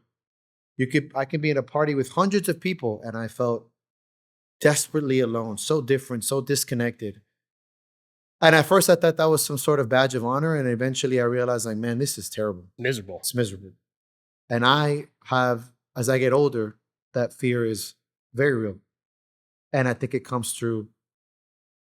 come through me not fulfilling myself and doing the things that I set out to do in my life and not being myself. And then if I'm not myself, I sever those ties with people and it kills me. So it's a little bit more than loneliness in the sense of just being alone physically, but it's a deeper meaning, obviously. Well, I wrote this June 16th, 2024. I felt compelled to answer it. So I wrote, what are you actually afraid of? And I answered it. I'm not afraid of losing myself. I'm afraid of not being myself. I'm afraid of not knowing myself. I'm afraid of not being happy and proud of my authentic self. I'm afraid of placing the emphasis and the pride on the achievement and not the journey I was on to reach it. I am most happy when I feel people value them. Hearing taught me the skill of listening. Listening taught me the lesson of patience. Patience taught me the lesson of wisdom. Wisdom allowed me to be free. Being free liberated my fear. I am myself. Not too dissimilar, huh? And that's scary.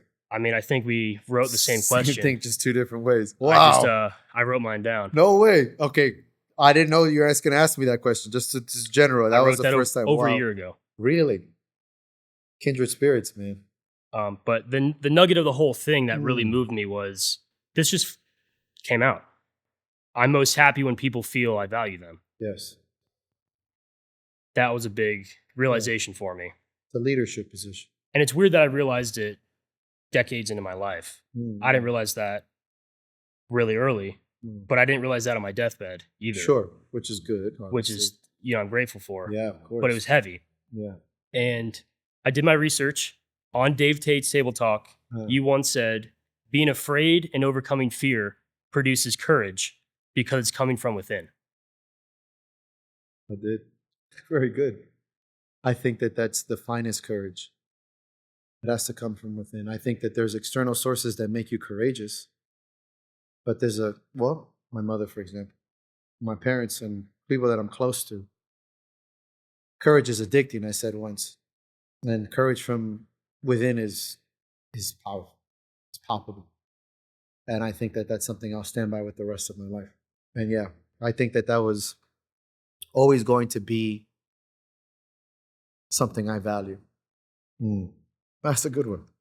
So my next question. Please. A little more fun. Fantastic, by the way. I appreciate it. Describe the importance of community and what Battle Axe stands for. So when I first started the Battle Axe gym, where we are right now, yeah, it's I wanted to build a culture. Nobody used culture back 13 years ago. I had come from a fighting school and we had a great fighting culture and a community in the sense of it was very, dog eat dog, bigger fighter, stronger fighter. You prove yourself in the ring. So I wanted to keep some of that warrior mentality. But I also wanted to build a culture. I wanted to build an ecosystem. And the first 5 or 6 years, I was really, really tough on the guys here, guys and girls. Really tough. And I knew that first generation would then eventually nurture the next and so on and so forth. Prosper. Correct. You're right. In some days, the new generation doesn't have it like the first generation. They're like, oh, well, Mike, you used to be like this and you used to be like that. I go, well, things evolve. The culture grew.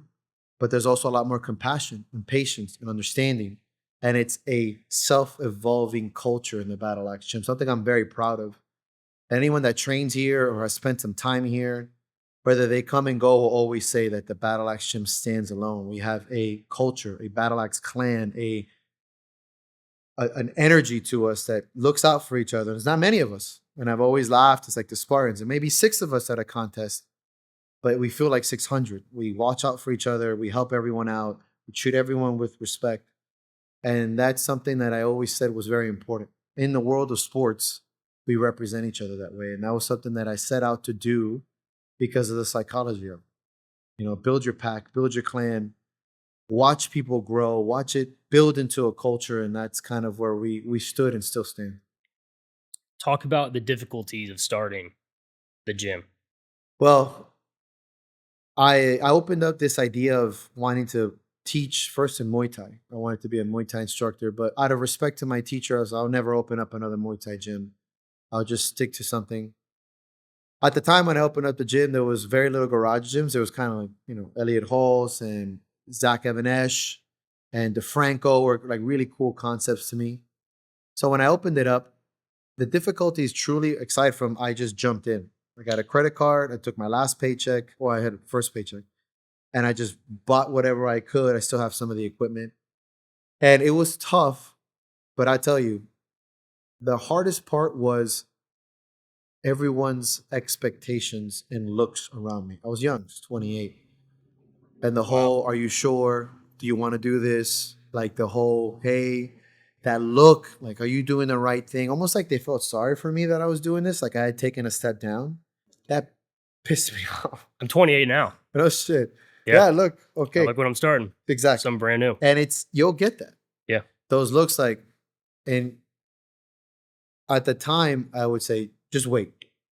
I was mature enough to tell them not to get combative, even though I wanted to tell them to fuck off, but to understand that they were most of the times coming from a place of concern, and some of them won't. Some of them really wanted to just see you fail, and that's okay. It's pretty normal. But that was the hardest part for me. Did I do the right thing? Is this going to pay off? Am I messing up my life? Am I going to fail? Is this really what I went to school for? Did I give up on my dreams? There's no retirement. All those. Should I just join the police force or be a firefighter and stick to it? Should I just follow that trend? And those questions plagued me so many years. But not until maybe the last 4 or 5 years where I really kind of hunkered down out of 13, where I'm like, I'm on my destiny. So I've got 9 years. Yeah. Yeah. 9 years till I'm relaxed. Well, maybe you're doing a lot better than I am, brother. Let me tell you. I'm trying. And it's your ambition, your perspective, and your maturity going into this is a lot different than mine. And I think the world is evolving a lot faster, for good and for bad. But the idea that you can make a living off of this is more real for you. It's also more pressure. Yeah. Because you have to make these incredible videos. Back in my day, you could talk in front of a whiteboard and get 100,000 views. Yeah. Now you got to have 4D and edits and all this stuff. So it complements each other. You see the future, but it's harder to get up there. So, but yeah, that was, I think the hardest part was because as much as I don't care what people think, you care. Especially people that I really care about. And that whole, did I do the right thing? It was a big deal for me until I realized that this was, as the community grew and the culture, I'm like, I will die doing this, even if I'm eating bread and butter the rest of my life. And then life got very linear after that. Oh, yeah. Yeah. So it's been 13 years. Yeah. Congratulations. Thank you. 13 the 13 still hanging up. Yeah. I'm not taking that anywhere. I don't know, of all the research I did, maybe I missed it. I do not know the story of how you chose the name. Battle Axe Gym. The Battle Axe Gym. So what's the rest? That's a good one. What's the rest of the quote? When I was a Muay Thai fighter, I had where strength is everything. Yeah, okay, I thought you. When I was a Muay Thai fighter, I had a really good right round kick, man. This leg could just break trees. And Wesley, who was my first real coach, Wesley Carroll, again, father figure, a mentor, a big brother. He was a major role player into why I was the way I am as a coach, as a leader, as an athlete, that never give up. Warrior mentality is very much because of Wes. But we're still friends with. That's his leg press behind you. And he told me, he's like, your leg's like a battle axe. But we'd be like, your leg's a battle axe, boy. That's how he used to talk. He's like, you got to cut them big trees down. He's always fought bigger guys. But if you kick them in the leg enough and hard enough, like you knock down a big tree, they start to kind of go down. And that stuck with me. Again, things that coaches say and mentors say forever. So when I opened up the Battle Axe Gym, it was that line, and then it obviously akin to Norse and Viking mentality and the Odin and stuff like that. But the idea of the battle axe came from fighting and bringing down big opponents, not giving up, being a weapon of war and to battle through. And it's like chip away, chip away. And so that's where the battle axe came from. I didn't know that. Yeah, I haven't written down. I think I've only said it a few times, and maybe in some long lost podcast. But yeah, that's where it came from. Yeah, yeah, it's awesome. Thank you. So, big question: how do you set the precedence of culture within a gym? So to preface that, a gym's a very sacred place. Yeah. People come. Rich Fika just recently said again that people compete to battle their demons. Sure. Right? They step on the platform, or they step, in a rack or combo, or they're picking up an Atlas stone to conquer something greater than the stone, Right. greater than the barbell. So the gym's a very specific place. It's not a grocery store you got to go, Yeah. right? This is a choice. Correct. And it's also a choice to spend what it costs to open a private gym Mm. and to drive 26 miles Mm. one way. Sure. You know what I mean? Yeah. And to really spend, It's a big choice. I Sounds like wasn't competing isn't easy either. exactly. I know you've got members here Yeah. that they're not spending money on other stuff. Nope. They don't have a PlayStation 5, 6, or whatever Right. number they're on, right? Yeah. They're like, Battle Axe Gym membership is up there with grocery bills and keeping the lights on. Mhm. And that's important. Yeah. So how do you prosper that culture within a gym? It's a great question. And I think that's when you have to communicate. I think there has to be a clear line of leadership, and there has to be a clear expression of why you're doing what you're doing. I think when a gym lacks structure on the qualitative community inside is when you see people just exercise and become gym members, but not gym cultures. When there is a clear sign of leadership that leads by example in the sense that they don't have to be world record holders, but they have to work hard. And they have to tell you why they worked hard and how you work hard and communicate these things to you and how this transcends to life. Not too dissimilar than what we're doing right now. You have to teach people the value of what they're doing. It's like not too dissimilar than work or in a family. Why you value your partner. If you just say, hey, you're good to me, it's not enough. Hey, I love you because you take care of me, because you make this house a home, because you help me, because you make me feel good. Thank you for having my back. You have to articulate, you have to express, and a leader in a gym and any other type of situation has to show people the value of what they're doing, and you have to articulate that. And that's something that I believe, like if you go to Gorilla, and Matt does that very well with his people, and I've seen that in very other gyms too. Not a lot, because there's not a lot of gyms with great cultures, but there's a clear sign of leadership and structure and somebody willing to break their back for that community. And then other people take that, right? The second in commands or other people that bring value. You have been brought up that way. And so when the next guy comes up, you're like, hey, man, that squat was good. It's like you worked hard, you did your homework, and you earned that squat. You should be proud of yourself. And so you made their whole year. Earned it is the word. And the two words. You teach them that what they're doing in the gym, and this is something that gym heads really figure out, transcends into life. And you have to show them that bridge. You can't just tell them that. You have to show them how that bridge was built. And they themselves will then cultivate that land and that pathway. And that's 101. And I see that in gyms constantly. The leader or the owner is just an owner. Just there, they manage. There's nothing. And so people just come in, use it, and leave like a Planet Fitness transaction. But no, that's not how real gyms grow. You need structure, communication, compassion. There's communication within the people, and I think that's where you really build a good group. How fragile is culture? I think at first it's fragile, like anything else, as it's coming into life. The first few years or months or however it takes to go, it's very fragile. It's very emotional. It takes time. You're building the initial groundwork, just like a building. The ground base is everything. Where you lay the ground, the leveling, the bricks. You can ask anyone that's into that concept. It's very important. Once you lay the groundwork, I think things get a little easier. I'm not saying that can't topple from the top, but that the first few years of culture are very vulnerable, can be very fiery, right? Because you're still communicating with people. You're still learning what you want from everybody. But I think at the beginning is only fragile. After that, I think it's more about upkeep. And it's not so much fragility as much as it's just consistency, which is just hard work. Yeah. Yeah. What is important? Why is it important that all strength disciplines train at the Battle Axe? From powerlifting to strongman to, I'm sure people could do Olympic lifting, bodybuilding, anything. I was asked this by a good friend of mine and late mentor, Andrew, one time when he came here. He says, how many of you are the best in the world at something? And that struck with me, one of those things. I loved Andrew very much. And he was the best in the world at shoulders and arguably one of the best in the world at spines.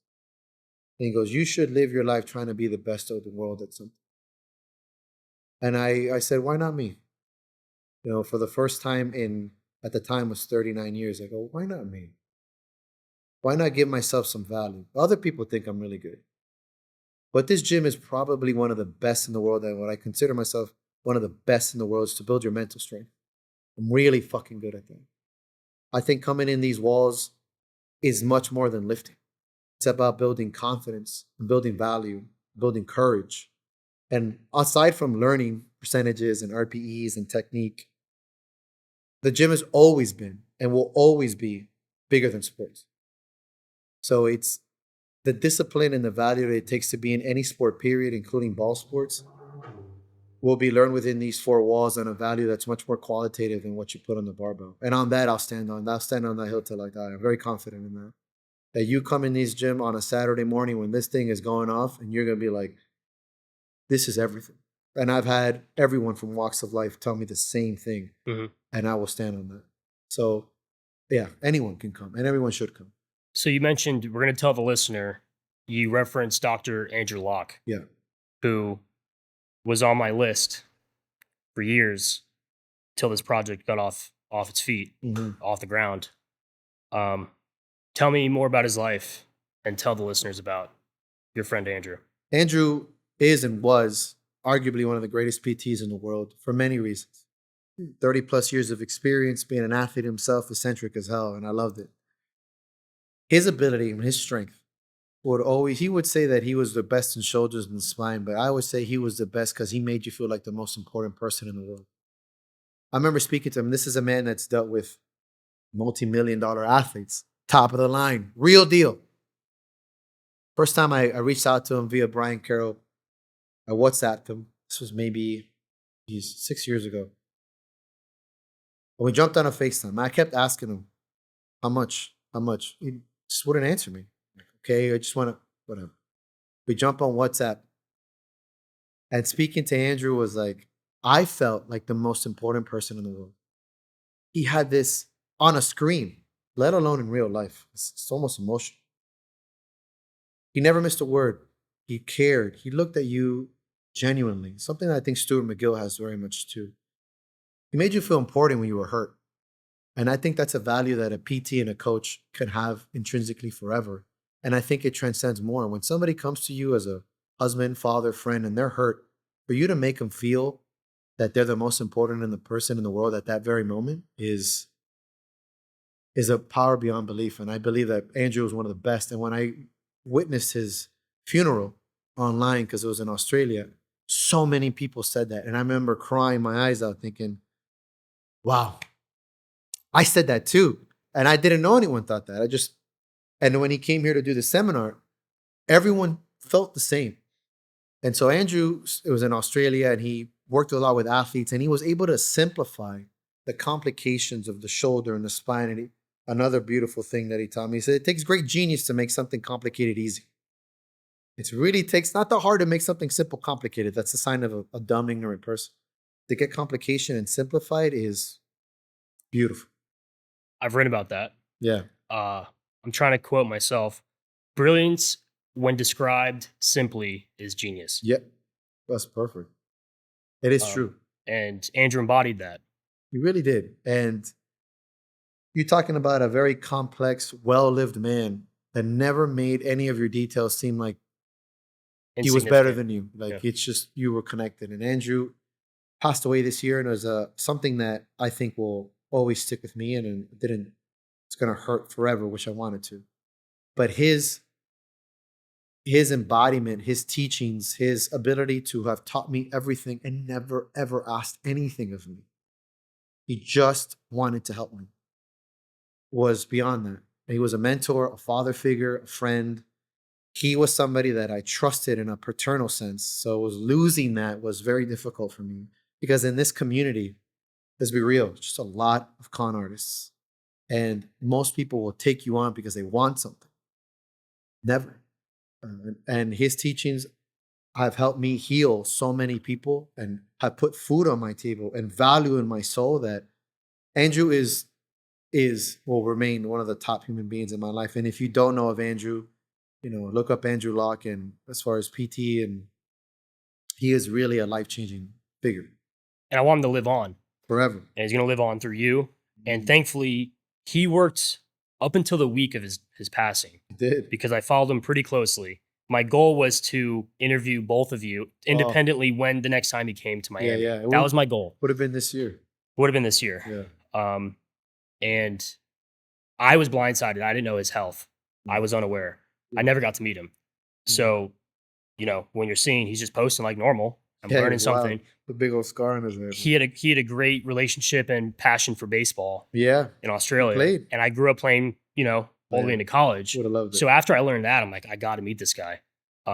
So fascinating that he kept posting until he really his did. final hours. Really, he kept the intricacies of his health very, very private. I was privy to it because Julie, his wife, and his son Lauren are very good friends of mine too.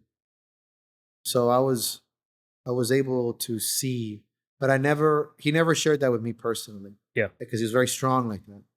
So 2 months before things really went downhill, he would take a call and we'd talk. And I'd be like, how do you feel? He's like, feel great, Mighty Mike. That's why I call myself Mighty Mike. And I have the shirts that say that. And this guy has a tumor the size of a baseball on his head. And never did he make you feel sorry for him. But more importantly, he just always had a positive attitude. And those are things that I just will never forget, ever. Describe the evolution of being an athlete and eventually the realization that your strength prime is behind you. So I came across that myself after I tore my tricep tendon in 2021. It was going to be my last go into Strongman. That year I had a meniscus surgery for meniscus tear. So I was already kind of beat up. And then December, after doing quote unquote everything right, I took 16 weeks of diet, no drinking, very on point. I ruptured my left tricep tendon and I was like, this sucks. I was already 37 years old, very old for a strongman. And what I realized was the badges of honor that I once held, the pain, the hardships, the scars, all those things I carried for so many years no longer interested me because I had nothing to prove. I had been in the sport for 11 years, one way or the other. I'd overcome major injuries, including a bicep rupture, spine injuries, every muscle in the book tore, fingers, all that stuff. And what I used to still pride myself on to some existence. I'm like, A, this isn't fun anymore. B, I'm not in love with this anymore. And I might put the second one first. Because when you love something, you're willing to sacrifice. Love is work. Love is sacrificial. Love is willing to be vulnerable and to lose most of the time and accept it with a whole heart. To not second guess, to not go in with a game plan like I told you so or I got you. That manifestation. It's to be willing to give yourself. And I didn't want it. I always viewed Strongman and my relationship with the sport like a relationship, like a marriage. Like this is us together. And eventually I'm like, I'm not in love with this sport anymore. And I had to it was really tough because I had gone through that already and I had come back. And I think that's when I think you have to be very honest with yourself with any sport. If you view it as a relationship with something or someone, are you really loving this? Are you complacent? Do you just want company? You really want to be with this person? Are you willing to sacrifice your health for them? Because it's true, right? We do for sport. We had money, friends, family, parties, time, our body, our health, our outlook, our mental hygiene, everything is sacrificed. Just like you would for somebody that you love. And you know what? If it's for somebody you love, you don't take a second. You're like, do it. Yeah. There's going to come a time where those little things are notched off your list and it goes from a couple to most. Then I think you need to take a step back and be like, I'm not willing to sacrifice my body, my mindset, my money, my family. You're not in love with it anymore. Just break up with them or just move on. And I did that with Strongman. And then I fell into bodybuilding and I realized that bodybuilding more fell into my life than me fall into bodybuilding. It aligned. It's demand of discipline. It's demand of structure for a self-destructive person. It's demand of professional living. have to live like a professional if I want to seek that card one day. And that aligned into my life rather than the other way around. Is when I first got into strongman, is because I was trying to fulfill some freaking holes and challenge To some prove demons. yourself. And so that's what I'll tell people. It's like, you'll know when your strength prime. And if we had to describe strength as a physical attribute, then I would say is when most of those things are notched off. But I would say that there is always so many values to physical strength. And there's other outlooks to have, obviously. To me, in some ways, I'm stronger than I've ever been because, I'm just statically strong. But if you ask me to pick up a 300-pound sandbag, I'm going to fucking poop myself because I just don't do that anymore. But if you ask me how strong I am now mentally, I would challenge myself that I'm probably as strong or stronger than my first years in strongman or since I was fighting. And I never foresaw that happening. And that is something that has just reignited that, because it's not the strength of bodybuilding physically. It's just strength and the confidence and the fire that it has lit under me in the intangibles of strength. So I have a lot to tell you. I think in the very beginning, you used the word evolution, and you've evolved. Sure. And we're going to touch on the sports individually that you've done in just a couple minutes. But at one point, I was thinking about the evolutions I've had. So I had this realization with baseball where I was able to play college. That was my dream. And I didn't start. I rode the bench. I think it was 20 games before I got one plate appearance, one at bat. That was really tough. Where I was a very, very, very big fish in a very, very, very small pond. Right. So very small pond. So when you're used to, I was playing 18-year-olds at 15. Yeah, being the So, man. I mean, I was just used to this, right? Yeah. I wasn't used to sitting the bench. And I had this epiphany of, I don't think I love this sport anymore. But the struggle I had at 18, 19, when I had that professor, was that my identity was so tied to this one thing that it was devastating. And when I learned that, it was very difficult. I tried to transfer to other schools and it just didn't work out. Sure. Some schools made offers, but I wasn't willing to move to Minnesota or Delaware, upstate New York or whatever, right? It was just not for me. Sure. I wasn't willing at that point anymore to make that sacrifice for that sport. So I learned that lesson. So when I got into powerlifting, that's what led me to powerlifting. Was I never stopped competing. I just kind of pivoted and evolved. But I've had these weird evolutions with powerlifting where I've never publicly spoke on this. I won that national championship and it was really cool. And a couple hours later, I kind of felt empty.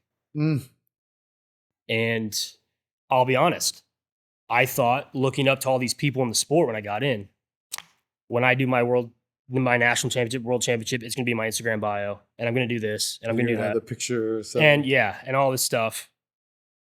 And I won, and I didn't do any of that. And I never will. 'Cause hours later, I'm just like, that didn't fill the void. I don't feel warm and fuzzy. I don't hold these medals to go to sleep. They're in a box in my closet. I kind of forgot about them, and I stumbled upon them recently. This box is really heavy. I'm like, oh, crap. What was this? Yeah. I don't want to lose them. But so then, like any young kid, I was 22 at the time, 23 because I was a junior.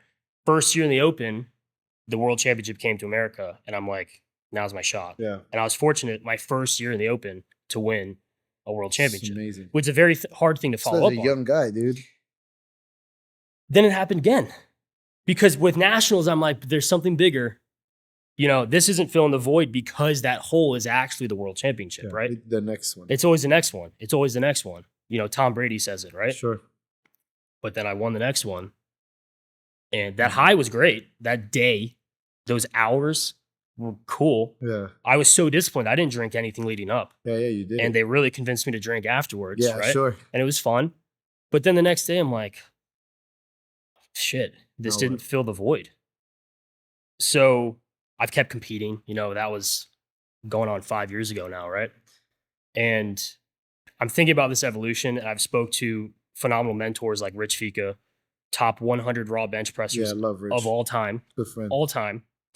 I remember he was judging one of my competitions when I was, younger as a kid, 22-year-old. And I deadlifted 617. And I learned that was his bench press. Yeah, I've seen it. So then I was like, oh, all right. So I got room to grow, my day. Yeah. right? But with this evolution, the point of what I'm trying to get across is that I've learned it might be time to continue pivoting. And I still have goals in strength sports. So I've got a couple left. I didn't think I'd hit a lot of them really early. Sure. National world record. There's only a couple things left. And after I kind of check those boxes, I'm going to pivot. And just like you, I want a sport that's going to challenge me the way powerlifting did in the beginning. Sure. In the beginning, everything was heavy. Everything was new. I had no experience. Physically and mentally. I had no coach for 3 competitions. Yeah, that's wild. I was taking attempts in the back room between attempts to see if I could do it. I took 1.2 grams of caffeine my first competition. No. I didn't know what I was doing. Yeah, sure, yeah. I water loaded and I saunaed and basically dehydrated myself at the same time. So you can't, the body doesn't do all those at one time. Of course. So I'm taking, what do you get at Walmart? It's sodium bicarbonate. Oh Lord, to poop your pants. Oh yeah, it works. Oh, it does. But it keeps working. But when you're only drinking 3 gallons of water, that's the only thing coming out. Yeah, it'll keep working. So I made weight, but I had no idea what I was doing. Sure. So to experience the cool things that I have, it's taught me really early that my evolution, like yours is bodybuilding, is going to be in a different direction. Yeah. And I love that. I'm gonna be very curious what comes. Should I spoil it? Yeah. Of course, because I want to know well, everything. here I am. So I'm actually leaning towards endurance sports. Hell yeah. After I hit the last couple goals in powerlifting.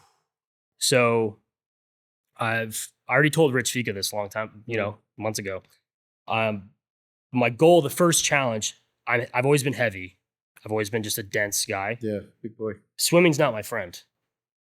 I can keep myself alive. Yeah. Right? Yeah, but you can float. Muscle doesn't float. Yeah. Or like, what is the tread water? Tread water, yeah. It's tough. Yeah, hell yeah. It's tough. I'd rather just pick up 700 pounds than tread just water. Stay on land. So that's going to be a challenge. That's going to be a real challenge for me. Sure. Where now, like we talked about before, if I hit a PR or I deadlift 7, 8, whatever the number is, it's like, all right. But if I could swim 200 meters without stopping, that's way harder right now. Are you thinking running too and biking like triathlons? I was. So I rode my bike 200 miles in the month of February, 2025. Beautiful. But I realized my deadlift was not progressing. And I realized that many hours seated. Yeah. My endurance was great. My squat's going up, but now my deadlift's getting hard. Sure. So I'm trying to find that balance for now. But I'm leaning towards once there's not many things left. I'll keep those secret. Yeah. But once I check off a couple things in powerlifting, I'm going to pivot. Yeah, I think the hybrid athlete thing is a lot. It's always been a big thing, but I think there is a lot more to it now. I actually find it very fascinating with these young guys nowadays that are running a 5-minute mile, can deadlift 600, and they're not only that, but they're also they're doing ultra marathons and doing that new Hyrix thing, or it's like the continuation of CrossFit where they're doing pull-ups, push-ups, they're jacked. Yeah. But they're running a 5-minute mile, averaging 7:30 for 6. But can do pull-ups, push, swim, bike. And I'm like, man, that was very fascinated with that when I was younger. When I was fighting, I did that. I'm not saying I would never not rule that out. Yeah. But I think that's and I think that the demand of it is beautiful. Tough. Yes. Very tough. And that's the challenge. And that's what I look forward to. Yeah. So a future episode, it'll be after this one. I've already interviewed her. Very, very, very close family friend of mine tried out for the Olympics for swimming in the 1970s. Hell yeah. And I've already interviewed her. That'll be coming. She's already been working with me as a coach. That's awesome. Right? Just seldomly, right? Because again, I'm still prioritizing powerlifting. Yeah. She knows that. And she knows I coach. I've been coaching people for 5 years now, right? And you've seen this before, and now you're still a student. So you have a bodybuilding coach. We'll mention that. Absolutely. I'd get exhausted and I would laugh and say how much I suck. Oh my God, I suck. Like, God, that was awful. Hear me out. And she goes coach mode and says, you can't do that. You look at your progression. I said, no, I'm excited. Yeah, this is good. This is awesome because powerlifting, there's always a bigger number. I'm not denying that. Yeah, but you don't suck at powerlifting. But I don't suck at powerlifting anymore. No. So it's not, I don't learn too many things. I can always learn. I'm not trying to get that. Yeah. Not that I know skewed. where you're coming from. But swimming, I have everything to learn. It's so hard. Everything. It's so hard. Yep. I'm terrible at it. And that's what I love. Where I'm like, oh man, this is. And so I really threw for a curveball. She thought I'm like self-pitying. Yeah. I'm like, no, I'm excited that I have this much room to grow. That's that awesome. It's this evident that I can improve. Yeah. So that's something I'll be pivoting towards. Dude, I love it. I love it. But going back to you, How well does coaching fill the space competing once filled? So nothing will ever fill the void of competition. Nothing. Uh, I tried to think about things like that once. The better you are at coaching, the worse you are at competing. The better you are at competing, the worse you are at coaching. It's very hard to balance both. I've struggled with that many, many years. What I finally realized is there's seasons. There's seasons to compete and there's seasons to coach. I don't believe in balance. I believe in choices. I believe in seasons of stuff. There's a time to put maximal effort in anything: work, relationships, sports, finances, and that will take away from something else. It's just like turning knobs on a big sound recorder. That doesn't equate balance per se. However, it may have a balanced outlook. So to me, coaching will never fulfill my athletic career. And the faster I realize that, the more value and more importance coaching had in my life. That is this standalone, beautiful privilege to be considered a coach and to just absorb it when I'm a coach and to be present and not think, does this make me a better athlete, or am I a better coach because I was a good athlete or bad athlete? Granted, they're very much intertwined, right? But some of the worst athletes are the best coaches, and some of the best coaches or doesn't equate to being an amazing athlete per se, or a worse coach, better athlete. Those that can't do, teach. Yeah, That's what that means. yeah, Yeah. yeah, exactly. It's true. Like my cousin always said this, and I've had this. I'm a much better coach than I've been an athlete. I agree. My calling, my mom's a teacher too. She taught the cake decorations. Much better teacher than I was, or coach than I am athlete. However, not the same kind of fulfillment. At one point, I thought being an athlete was more fulfilling than coaching, and then over time, I realized coaching is an incredible fulfillment. Now, as a competitive bodybuilder and going to where I go, it's great because I both are almost intertwined and dancing with each other in a way that's very brand new to me. I can live the life of a bodybuilder and compete and still bring great value to my coaching. And that's crazy. And I'm going to ride that out as much as I In can. every discipline. In every discipline. Whether it's strongman, powerlifting, Everything. anything else. Nutrition, everything. Just general. You can't say shit to a bodybuilder. Can't call them lazy. You can't call them fat. You can't call them weak, not a real one. You can't call them that. Oh, like, listen, not only have I done everything in sports that I think so, but now I'm walking the walk. You can't really say much. And it just makes me more versatile.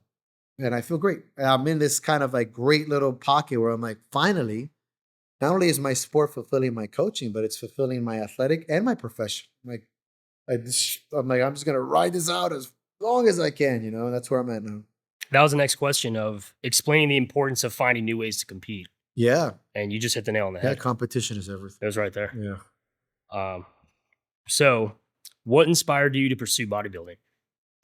So I think it came from after I hurt myself in 2021, I started Highland Games a little bit more seriously. I'd done it playfully. And then when my arm was in the cast, I just started throwing. I said, well, I can still throw. And I just didn't stay still. And I kind of really liked throwing. I thought it was wearing the kilt and going to Highland Games was very fun. I got good enough to go into the A class. I had some decent B class numbers, and I liked it. I didn't love it, but I liked it. My friend Paul O'Neid, who's also a big friend of mine and really has helped me with business and things like that, a fellow coach, advisor in many ways, he started bodybuilding at one point. And I just thought, oh, cool. He was a power lifter, never in bad shape. Paul's always been in good shape. I thought, pretty cool. At the time, I was in what I call like a sports midlife crisis. I don't know where to go, what to do.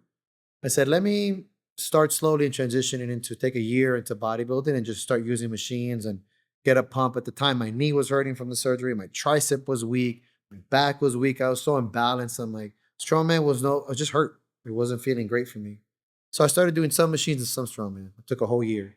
Then I took that whole year to make me ready to take my first step. I said, like always, if I'm going to do a sport, I'm going to compete and take it seriously. Little did I know that it went from doing one show and possibly a few to just kind of fulfill what I thought was an itch to falling into a lifestyle and a kind of a gift to be able to feel what I'm feeling again.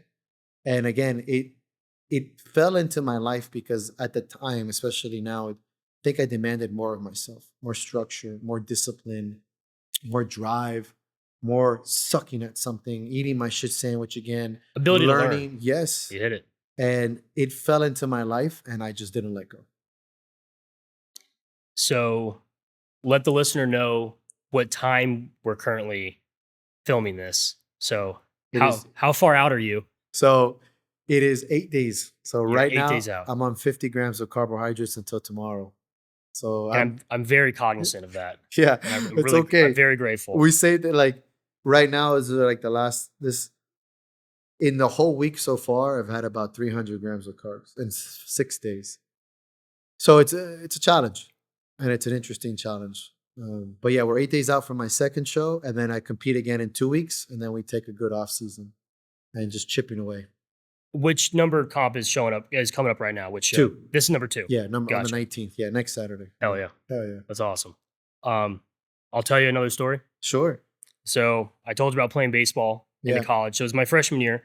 I finished the season. I wasn't happy. I didn't want to come back. So I finished the season. I did the right thing. I considered other schools, but I found myself. That's when I found the gym. I really didn't work out before then. I was too paranoid about growth plates and you can't. Little you can't did do- we know. yeah. Yeah. You can't bench press and play baseball. Yeah, that's Same. all crock. Yeah, Now I'm coaching young baseball players. Please to bench. hopefully, please be better than I was, Yes. right? And they are. So I found myself working out, and as a curious person, we had one guy on the team that was jacked, not a big guy, but just shredded. And I went up to him and I said, "Can I work out with you?" And he's like, "What do you like?" Sure. And I was like, "Could I literally just do everything that you do?" And he's like, "Sure." And he was nice enough to do that. Jump on in. I learned everything he had to give me, everything. And a cool moment was similar to what I experienced years later was that people eventually started asking me for tips. And that's when I realized I'm like, all right, cool. Like You're that guy. I'm actually, well, not in an ego way, but it was that guy. I actually know something. You know what I mean? Like I'm getting somewhere. So baseball didn't keep going. I spent a year trying to go to other schools and just things didn't pan out my way. So now I'm 19 and I overheard a conversation of other people about a bodybuilding show. Mhm. And someone made the remarks that, oh, you already have abs. You could be ready in a couple weeks. I just heard some comment like that to someone else, not to me. Yeah.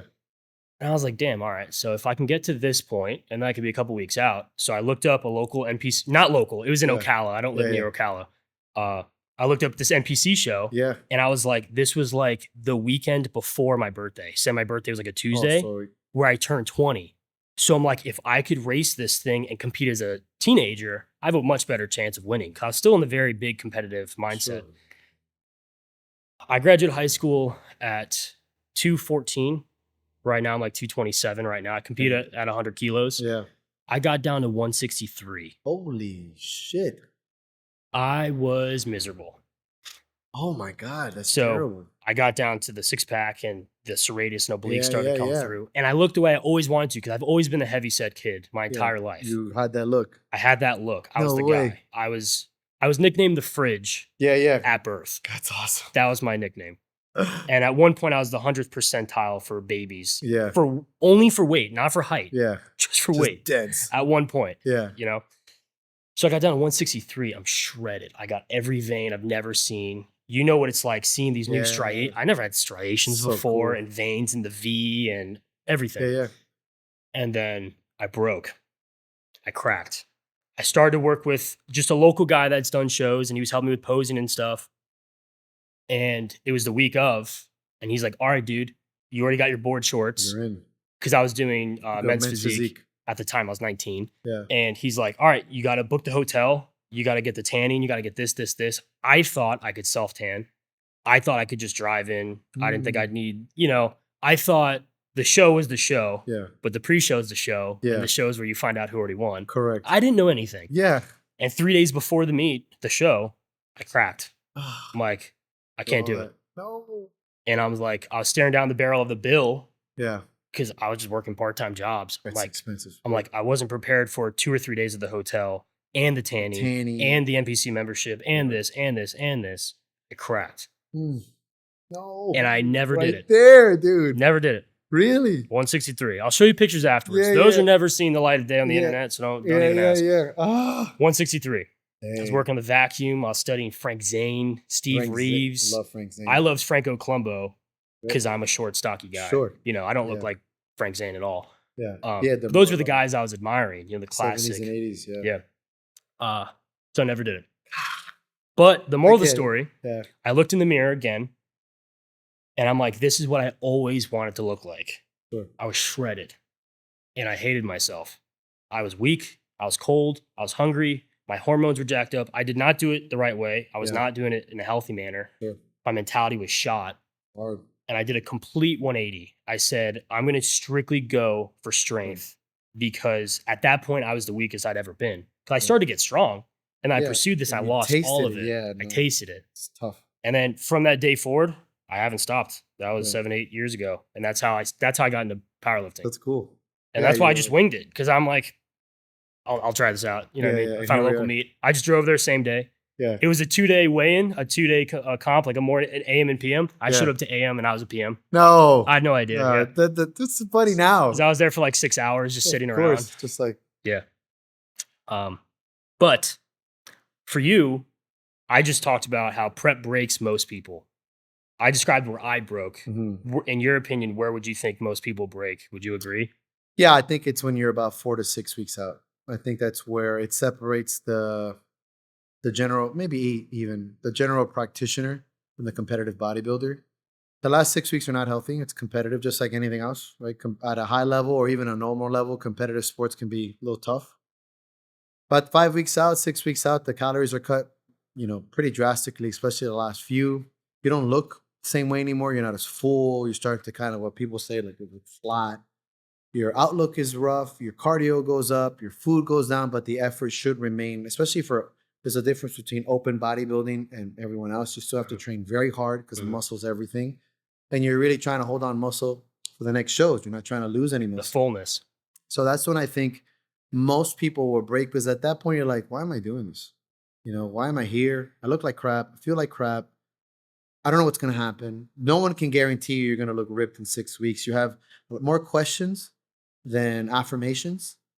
Your friends are going out, your friends are eating. Everything in life is about alcohol, sex, and food. And the last thing you think about is any of that. You just want to eat and go to bed. And you start to kind of, if you're not doing it for the right why, you'll never make it on stage. And that's why I think doing it at 40 is a big difference to doing it for me at 20 something. Because I would have done it for the wrong reasons. Yeah. But yeah, that's when people break. That's when you'll hear the horror stories. I ate 2 pizzas or I ate 2 bags of bagels, and I'm like, you're fucked. You eat that at this point, you're done. I learned the lesson where this was before any of my experience with a nutritionist, dietitian, all that stuff. So I was told chicken. He was giving me advice, you know what I mean? Nothing like too formal. And I ate chicken wings instead of chicken breast. Oh, Lord. Sounds amazing. It was amazing. Yeah. I thought chicken was chicken. Yeah. No. I learned chicken is not chicken. No, it's definitely not. Yeah, fats were through the roof and the macros bloating, water destroyed. retention. Yeah. So I learned the hard way. But in a fun manner, what part of prep ignites your fire for bodybuilding? I would argue the same thing. The last 4 to 6 weeks. The hardest part. I tell you that this prep is much harder than my first prep. I'm hungrier. I have expectations now. I know what it's going to take to lose certain parts of body fat in my body that are stubborn. I see the mistakes of my off season. I'm no longer like, oh, this is fun because it's the first time. I'm a serious athlete. I'm also a coach, so I want to learn and absorb. So the last 4 to 6 weeks, you have these very high highs of loving it, and every single second. And when he goes, hey, the next 5 days you have 50 grams of carbs for the next 5 days, I'm like, hell yeah. And the other side of me is, holy crap, this is inhuman. Like I ate my cream of rice before coming here. I'm like, I will not have more carbs until tomorrow at 6 a.m. And it's with 50 grams of fat, which is crazy. So it's both. The hardest part is my favorite, and it's the part that I lean into the most. And I realize that that's what has the biggest lessons to learn. And it's why I love it so much. But yeah, the last 6 to 8 weeks, like something turns on in your body. It's like, hey man, it's coming. Like now you had fun because 10 weeks out, you're still feeling good. 8 weeks out, you're strong. Yeah. You're full. You may not be as lean, but you're jacked. Everyone's like, bro, you're getting good. And then suddenly you're 4, 6 weeks out. Everybody's like, are you okay? You look a little, tired and sick. And you're like, so That's what I love the most, that part right there. I think that's what makes the difference between somebody who has a bodybuilding lifestyle and a competitive bodybuilder. Oh yeah. Yeah. Last question on bodybuilding for now, I guess. What are your goals ultimately for bodybuilding? So there's some that I keep to my chest and Good keep it in deal. the vest. Sure. But ultimately, I gave myself 3 to 5 years, not because I think that's a set rule, but I think that that's where I think I'll get to a physique that I can really sit with. Hmm. So I gave myself 3 to 5 years, mostly five if my health holds. Because I want to learn, I want to dissect this. This might be something that I want to fully coach further in, but I want to give it its time, its due diligence, its respect. So those goals are good. To have a physique, and I'll be objective. I want a physique that I can look at and be like, damn, Be not proud just of. cool, you've come a long way, but like, wow. And I'm not there yet. And I'm okay with that. Like, I It's know only what your it looks second like. meet, Yeah, second show. I'm so exactly. used to saying me, but Yeah, second yeah, show. it is. And I'm Yeah. okay with going like what I've done since last year is amazing. Yeah. But I'm also Agreed. like, I know where my physique, like I can see where my physique can go. And I want to look at my body one day, something I've never thought and be like, that looks beautiful. Like that's a beautiful physique. And I've never seen myself in that light. So those are some personal and psychological goals I have for myself. Oh yeah. Yeah. Tell me about Muay Thai Mm. and competitive fighting. So Muay Thai was joined Jeet Kune Do when I was 14. It's Bruce Lee style. And in Jeet Kune Do, there's aspects of Muay Thai. And I fell in love with that because of Street Fighter. So Okay. I got an 8 on and I was like, I want to know how to be a Muay Thai fighter with the kicks and the shorts. And that's how I wanted to do it at 14. Unfortunately, I was too young. So I did Jeet Kune Do. And eventually I got together with Wes, who taught me how to like run track. And I would work out with him. And he says, okay, I'm going to open up my own school. Would you want to come with me and do Muay Thai? I said, more than anything in this world. It started about 17. I left at Penn State, came back, and the first thing I said when I came back is, I want to fight. He says, okay, let's get you in shape. I lost like 60 pounds because I came back pretty overweight. Because all you do in college is drink. But um, I fell in love with it. I had 6 amateur fights. I went 3-3, 3-0 in the lighter weight classes. And in the heavier, back then was catch weight. So every week the weight changed. You kind of just did what you had to do because it was a very small community. So one week you're fighting a 178 guy, and then the next week he's out and you're fighting a 184 guy, and then he's out into 196. So it was just like you kind of just showed up and fought, big or small. But I loved it. And I fought for 5 years, so like about a fight or two every year because we would do longer camps and really give it its thing. Maybe I should have fought more often more. I wanted to be a pro fighter. I wanted to move to Thailand. I wanted to fight at Limponai Stadium. I wanted to do the whole thing in Tiger Muay Thai, and life had a different course of actions. But I was in love with it. So describe the willingness to be punched or kicked in the face. I think a lot of people think they want that, and I think just most people don't understand the difference between fighting somebody in the streets because you're angry and fighting somebody in the ring as a fighter. When you're a fighter in the ring, you are trying to kill this person. You're trying to hit him so hard you end the fight as fast as possible. At least when you try. Set up, bang. You're trying to break a leg, break a nose, knock him out, whatever it is you do. And you train yourself for this violence every day. That's all you think about. That's all you do. And the more you get involved with that, the less you kind of associate with outside of the ring violence because you realize you're holding a weapon, you're very disciplined. Yeah. Your Just focus. yeah, just like you're not gonna go pick up a rock outside when you're a professional athlete. You're into your sport. But that concept of fighting and violence and punching and kicking and getting punched in the face it can be learned for sure. But I think you just have to really love it. You have to have something in you, whether it's a warrior genetic, warrior spirit, that type of physical anguish inspires you to keep going because you got something in your belly that needs to be set on fire. And I just don't think it's for everybody. Even at the amateur, there's a difference between sparring with your buddy Hmm. and stepping in a ring with somebody that hates you. Exactly. And there's a big difference. Huge. Yeah. And I think that needs to be kind of, spoken about. But at the time, for several years, all I thought about was that. And I loved it at the time. Just to be this kind of violent, quote unquote, killing machine that all I did was do that. And it's the best.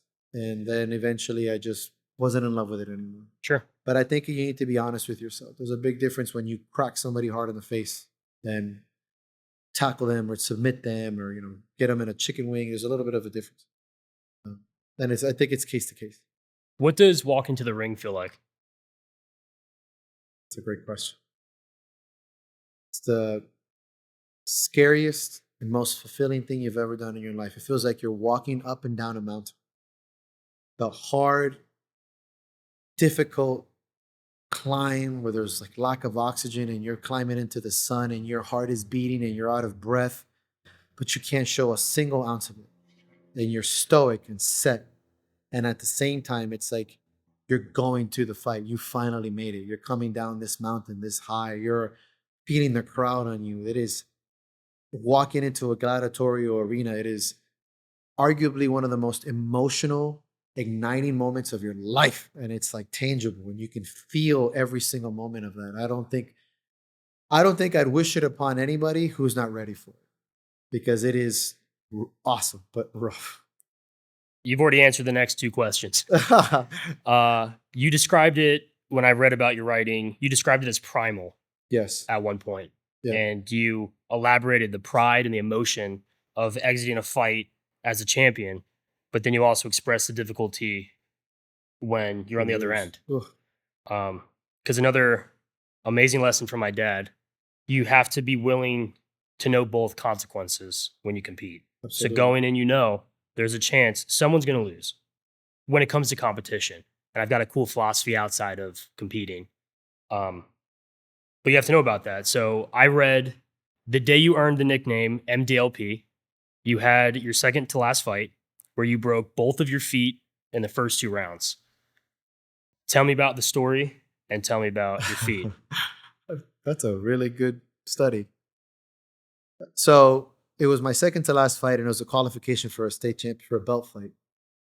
I fought a guy named Steven, who at the time had a nickname called the Exterminator. I thought he was joking, but he was really an exterminator. He went on to become pro. He stuck with it for quite some time. It was pretty cool. But I thought it was a joke, so it kind of pissed me off. It made me put a chip on my shoulder, but in a good way. That fight I had prepped for. I had come off a really amazing win. I fought a guy called Greg Pazetsky. I knocked him down with kicks like 6-7 times. I was just balling. He was like 6'3", 5'10". One of those fights where I shouldn't have been that weight. I had to like drink water to make weight, but I won and really well. Anyway, so I've come into this fight in the first round. I wrap his kick with my left hand and I was just brain farting. I throw a right kick at his leg instead of sweeping him. I just caught him and I threw it and I hit his shin. I remember hearing a crack. And I go, "Ooh, that wasn't good." But you don't show any reaction. I did it with the other leg later in the round and he shin blocked it. And I'm thinking, "Ooh, that felt really spicy." And I go, something in my feet is going wrong here because I can feel like that sharp pressure when you break a bone. Spicy is what? Spicy is like what got me. And it's like, I was like, I don't care. Obviously you're trained for that moment. Yeah. And we went at it.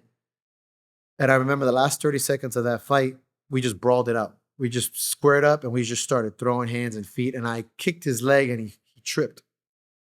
And he was like, no. And it was like counted as a trip. That moment won my split decision because we were pretty even. It was a good fight. And both my feet the next day were the size of footballs. The right one broke much worse than the left one. It broke a metatarsal in the second or third metatarsal. And then the left one, at the time I was young, I didn't think anything of it. I trained through it, stupid, but here we are. When I went to the crowd, it was like one of these incredible wins. I didn't like that it was a split decision. I hated it because I thought I really won that fight. But whatever. I laughed and it was something that I proved myself, something deep. And then in the audience, I'd never been called MDLP. It was my girlfriend's friend, Zach, had a shirt that says, "I heart MDLP." It was white with permanent marker. He made it himself. And I said, "That is so awesome." I go, "MDLP is me." He goes, "Yeah, because I can never say your name, so we did an acronym." And man, did I laugh. I wore that shirt that night. I lost it over the years. There's a couple of pictures that I have. And that's where MDLP came from because I was like, that's a cool name. I was 27, 28. 13 years ago. Right before, even before I had the gym. It's more than 13. Yeah. Yeah, it's almost 14 now. It's awesome. But that's how that one happened. I was the next day I went to a bar, put 2 bags of ice on my feet, watched football, and just drank pitchers of beer because whatever, we had fun. Yeah. Yeah, it was a good one. Do you miss fighting? Every day of my life. Really? Yeah. That one is something that I think I ended because I think I just didn't have the resources to be a better fighter. I felt like I could have been better. And I think there was a lot of untapped potential and untapped training and exposure that I could have had as a younger man to be even a substantial amateur, probably definitely a pro. Had a lot of great skill. I was a great teacher. I don't think I would have been great, but I would have been really good. And I miss it. I miss that a lot. Not, obviously not that I miss, like I'm going to get in there already, that kind of level, but that's something that, again, 24/7.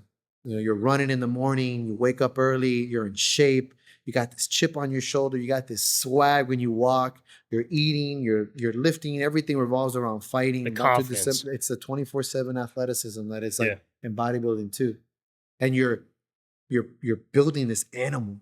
When you're walking down a hallway and you feel like the most dangerous, violent person, it's just a good feeling, It's not Yeah. like you're beating anybody up, but you feel great. Yeah. But I miss it. So how did you end up playing rugby? So yeah, I've watched it. At 19, 20, 2021, I saw the haka, but now it's very popular. But at the time I It's saw it New from, Zealand, right? correct. Yep. Now it's mostly any kind of like island nation.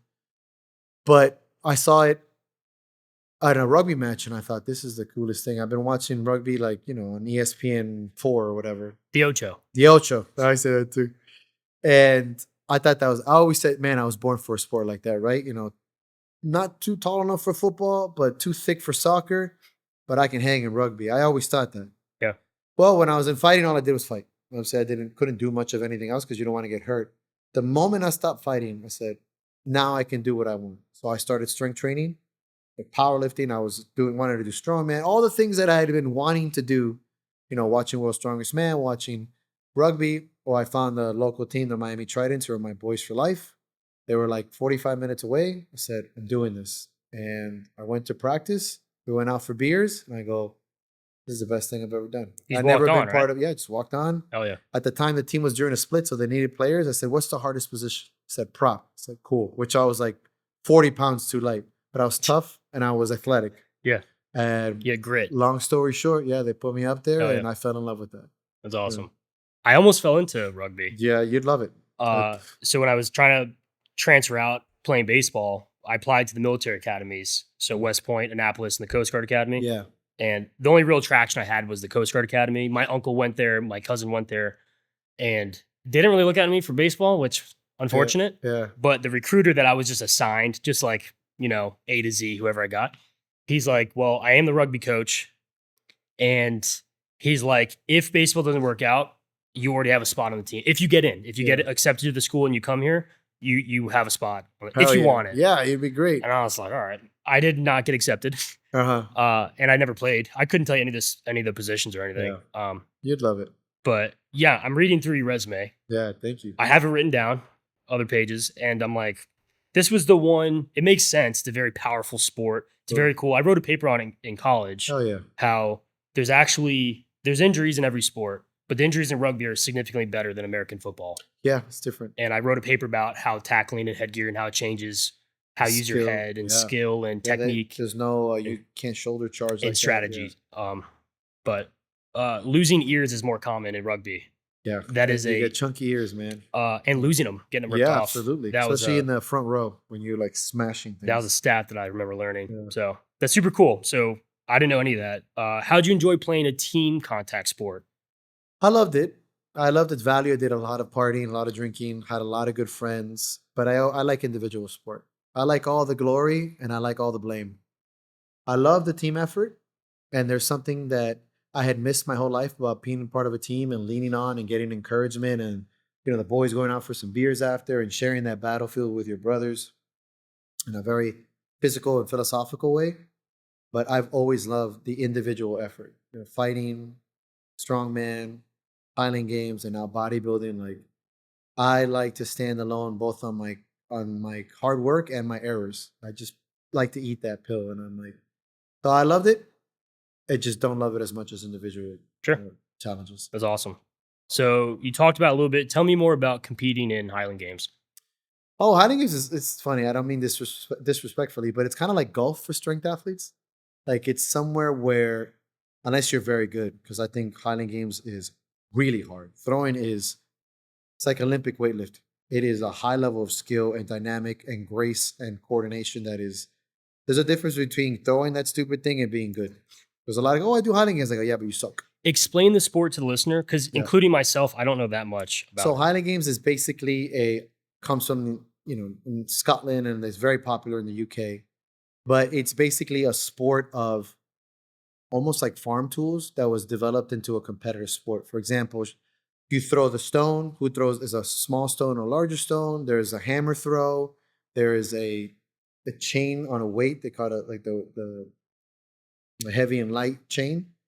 And basically, these are just apparatus that you throw, and who can throw the farthest. Obviously, there's also the weight over bar, and I won't get in the caber, right? That big giant. Yeah, there's a lot of events. Yeah, they're very much like a farm tools. It started with people. They say that the myth is that they did it to fight the English and that they use these tools to train for war.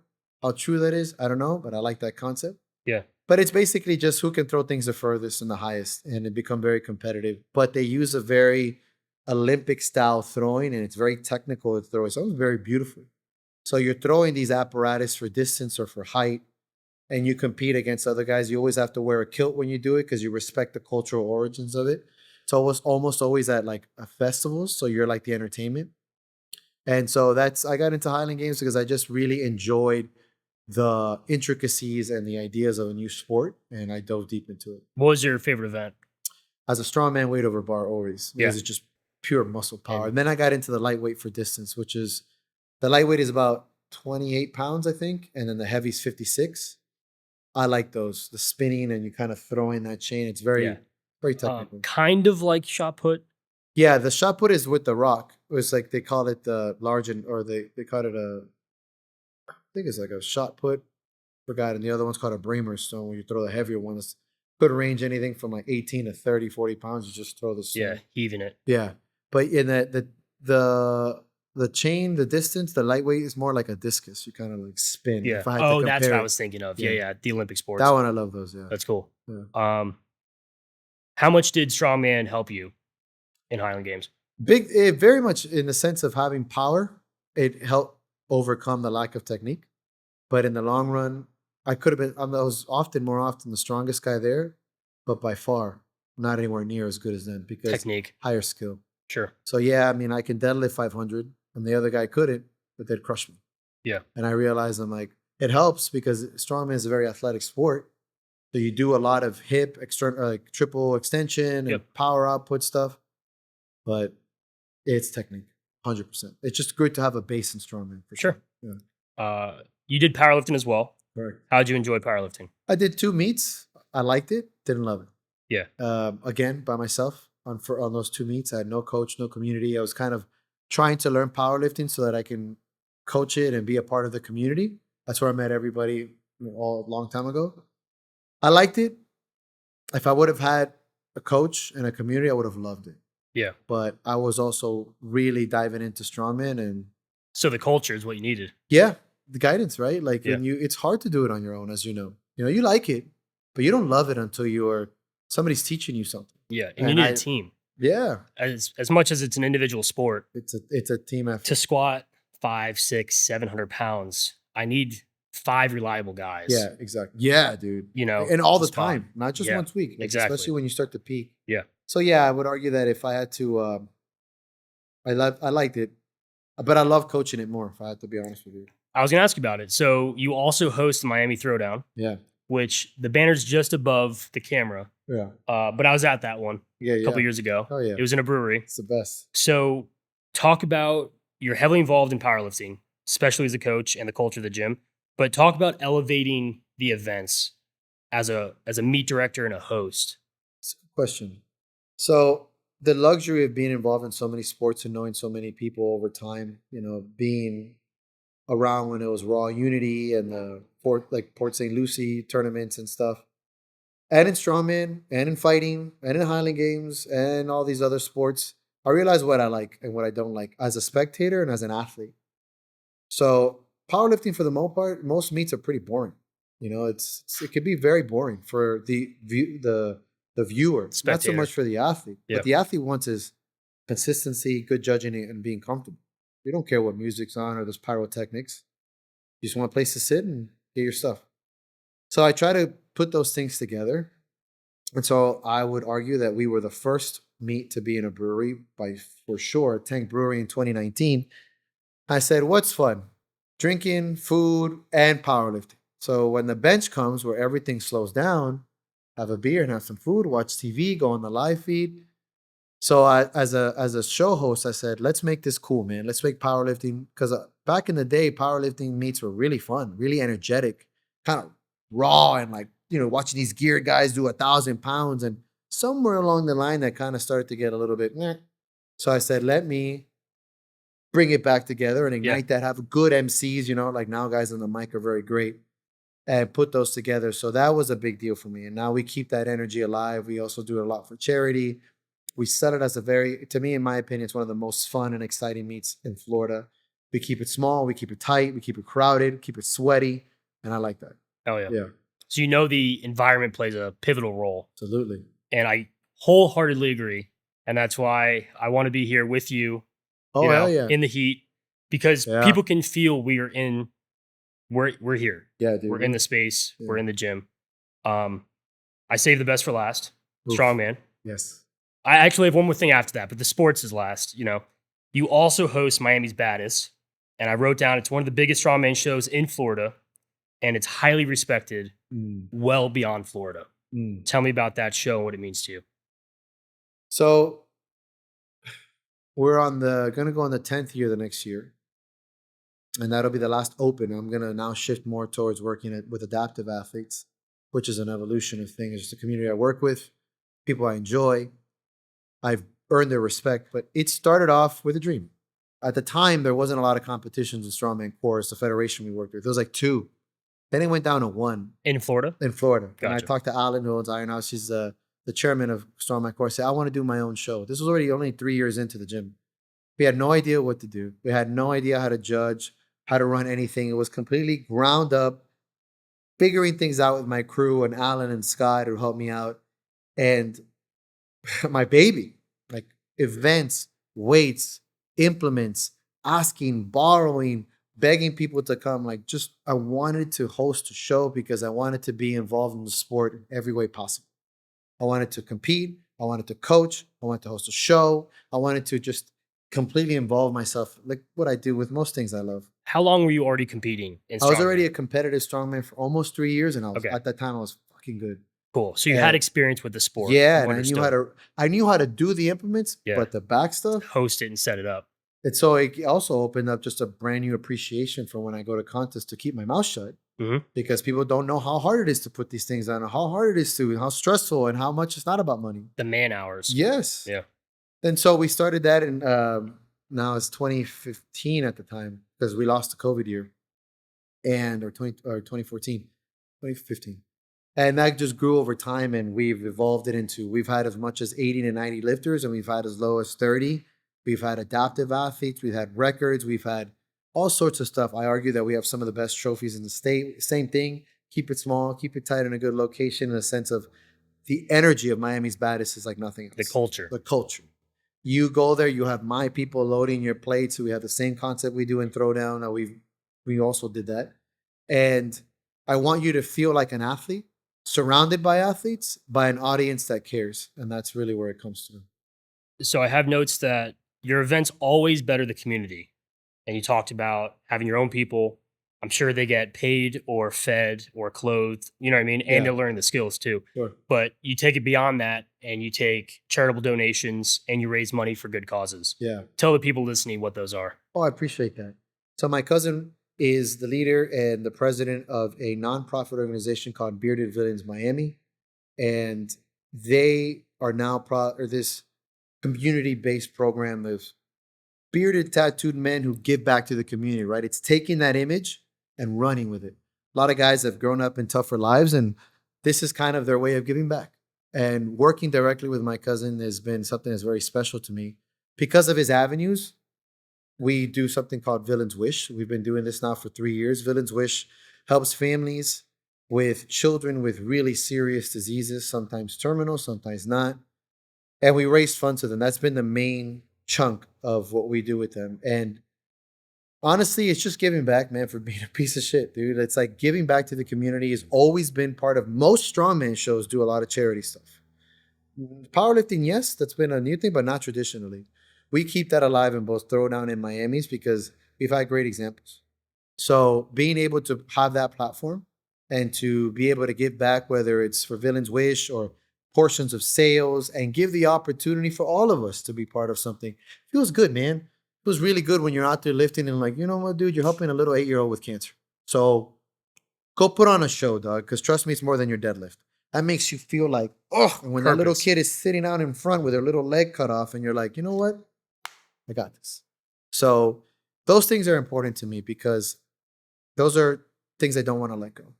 And so having that opportunity to give back, and it's not like I'm out here trying to be a moral compass. It's because it's the right thing to do when you have that platform. And it's good. It makes me feel good. The privilege. Yeah, hell yeah, it's a privilege. Oh yeah. Yeah. So talk a little bit about your strongman career. How long did you compete competitively in strongman? So I had 11 years of competitive strongman. Obviously, some time off because of injury, but I never stopped training. Of course. My first 4 to 5 years from 2011 to about 2016, 2017, 2012 to 2017 were highly competitive. Say one of top 20, top 15 or so, 231s in the nation. I was good, strong. I never got to where I wanted to. I never got my pro card, but I loved it and I was good. And I really enjoyed it at the time. I was really strong. I had won Florida's strongest man at one point. Made nationals 3-4 years in a row. Had really good friends that were top level guys that we all went after it. And at the time, I suffered some injuries and spine injury really started to slow me down. And then eventually it just kind of went off. But I had almost 20 something competitions of strongman, which it's pretty tough. It's a lot of wear. Yeah, it's a lot of wear, especially the first year I competed. I won my first 5 shows and then never won anything ever again because that was the nature of strongman. It's not about, of course it's about winning, but it's a brutal sport. And there's always somebody strong and somebody comes out of nowhere, but it was amazing. What was your favorite event and what was your hardest event? Oh, my favorite event's a good question. It used to be stones. It was my first stone. My best stone ever was a 420-pound stone over 52 inches.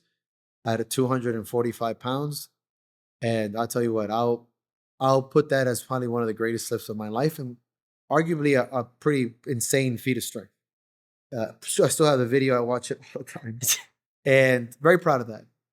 And then I also loved log. I think ground to overhead is just a true sign of strength. But Atlas Stones is what we come into strongman for. My worst event is the circus dumbbell, which is why at the time I owned 9. I owned 9 dumbbells because I hated them. If I would have gotten, in my first nationals, I did 1 rep on the circus dumbbell. I would have gotten 3. I would have made top 7 and gone to the Arnolds on my first shot. But because I got 1, I got 15. And I never got closer to that.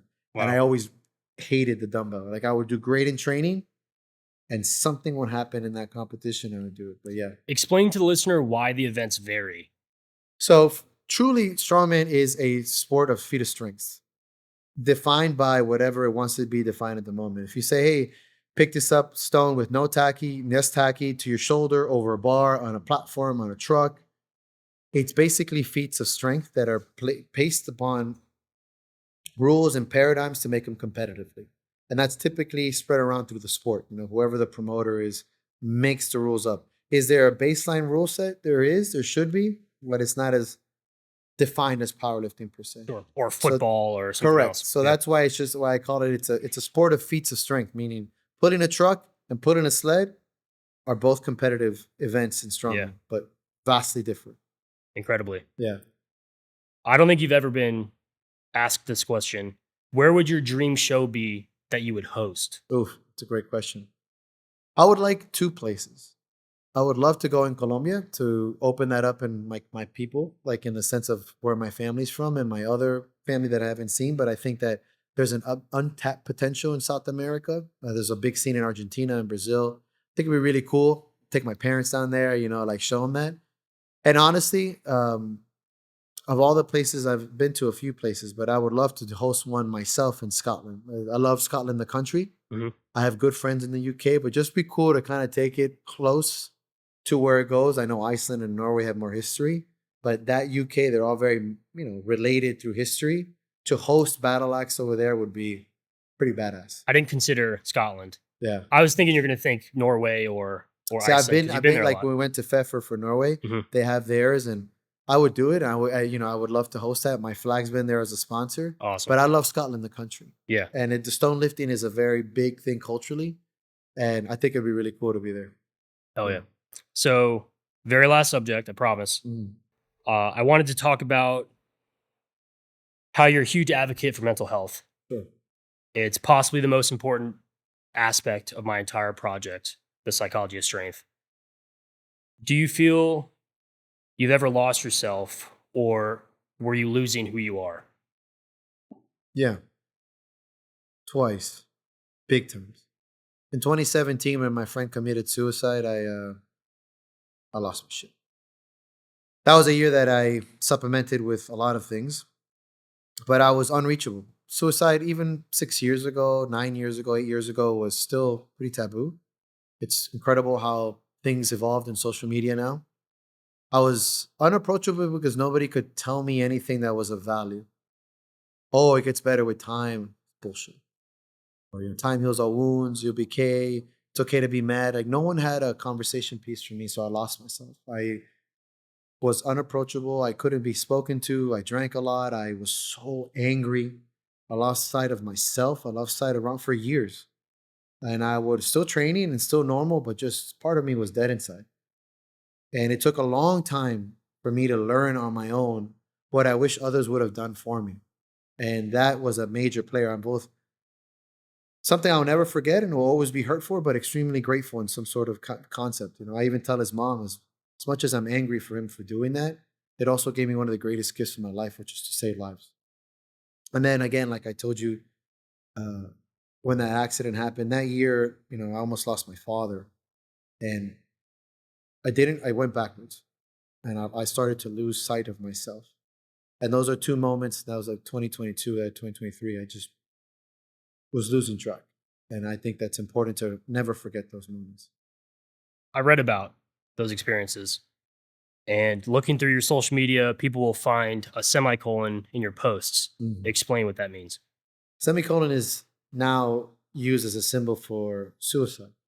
And I think suicide is one of the most intricate, delicate, versatile subjects of the human existence. And I think it's both fascinating and terrifying to discuss. I think there is a lot of opinions. I think there is also a lot of what I would argue to be relatively solid science behind some concepts.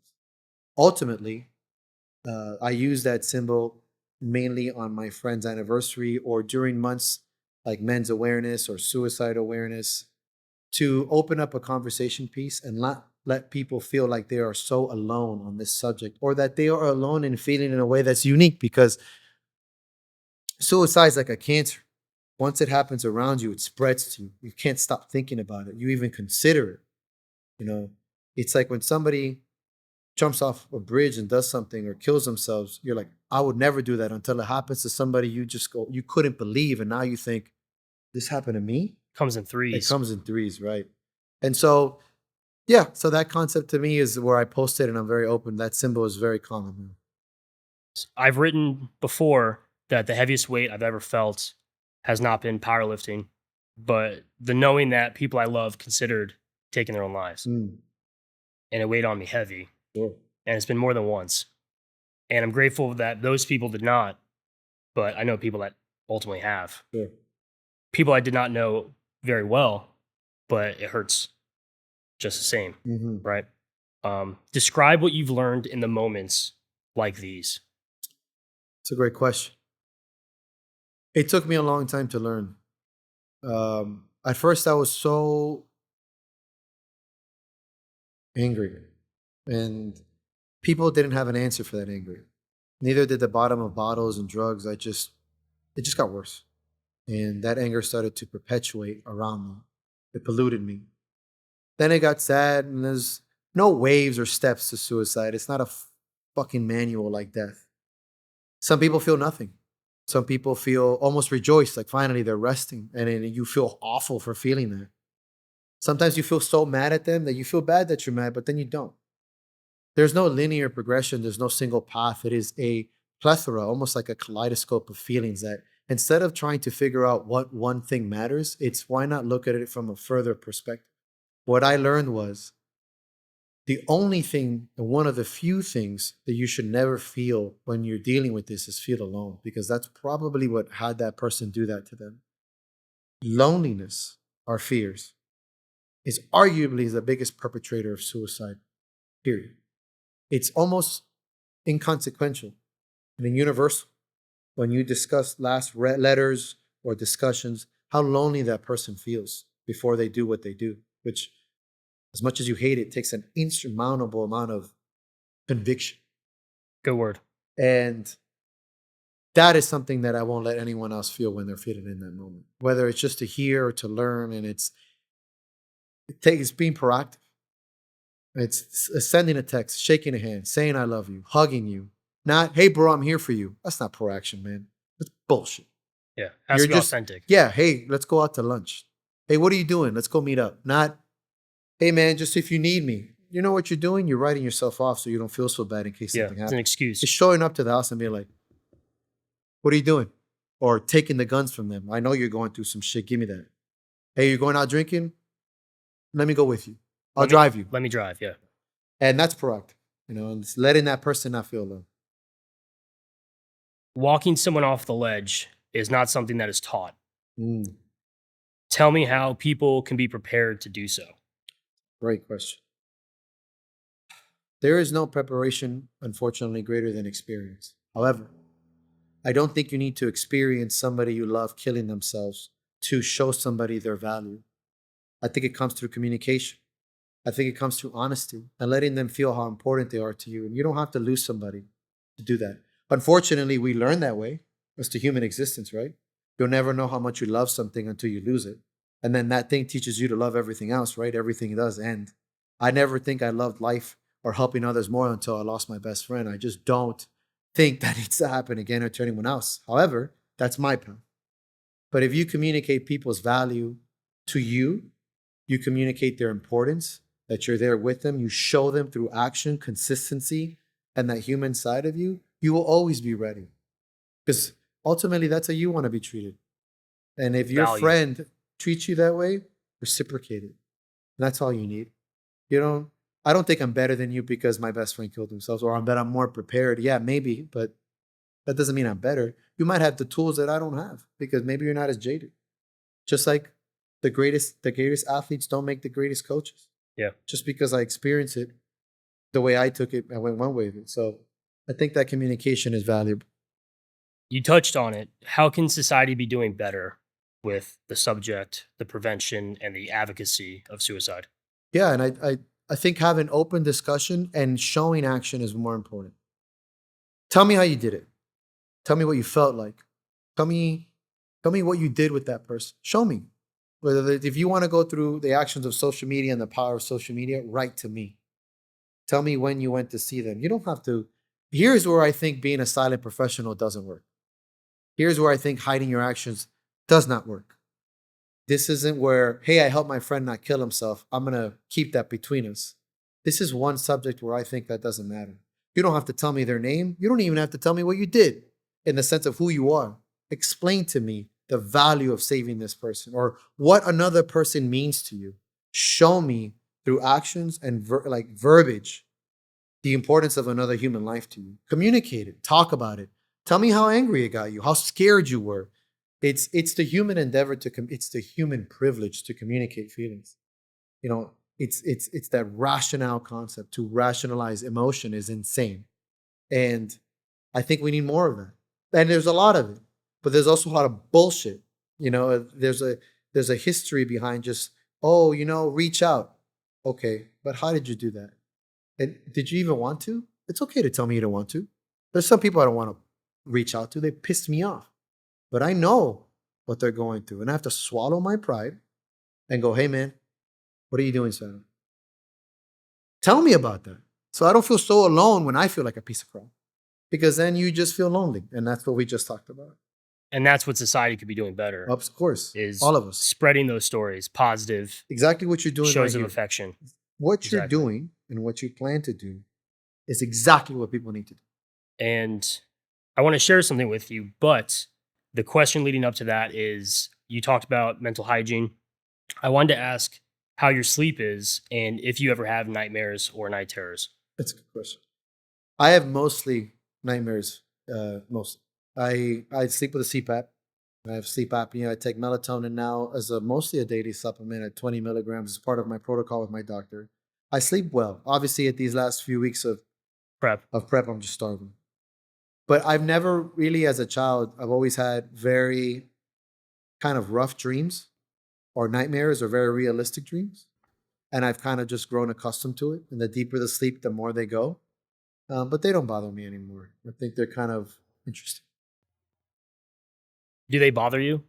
Do they Hmm. still feel like nightmares? Oh, I know that. I recognize them. Yeah, I recognize them immediately. Sometimes I wake up sweating, screaming, tearing up. Some of them I just like, I can't believe I had them. And they used to bother me a lot. But now I almost see them as like old friends. It's like that was a pretty wild dream. They're reoccurring? Yeah, almost always. Like almost every night, my dreams are either very detailed, like not fun, like I'm paying taxes or going to work, and I feel the stress of it, or somebody's dying, or it's like a zombie apocalypse, but not funny, or being chased by something. And I believe that that's just, the way the mind works. And it's more of a curious kind of, they're also very, what's the word I'm looking for? Detailed. And I think it's pretty cool. It doesn't really bother me. Sometimes they really create great drawings and great stories because these dreams are so vivid, is what I meant to say. Have you seen anyone to express that? No, I don't, personally, I don't necessarily believe that dreams are indicative of what the subconscious is trying to do. That would be a very in-depth conversation because you can dream of really terrible things. It doesn't necessarily represent. However, I would argue that if I had a consistent dream of something, that there's probably something my subconscious is telling me. But I haven't seen a consistency in my dreams other than a few things. Like when I punch somebody in the face, I feel nothing, which is pretty common. But I've taken that to me as maybe being an angry, violent person is not the answer. That's how I interpret it subconsciously.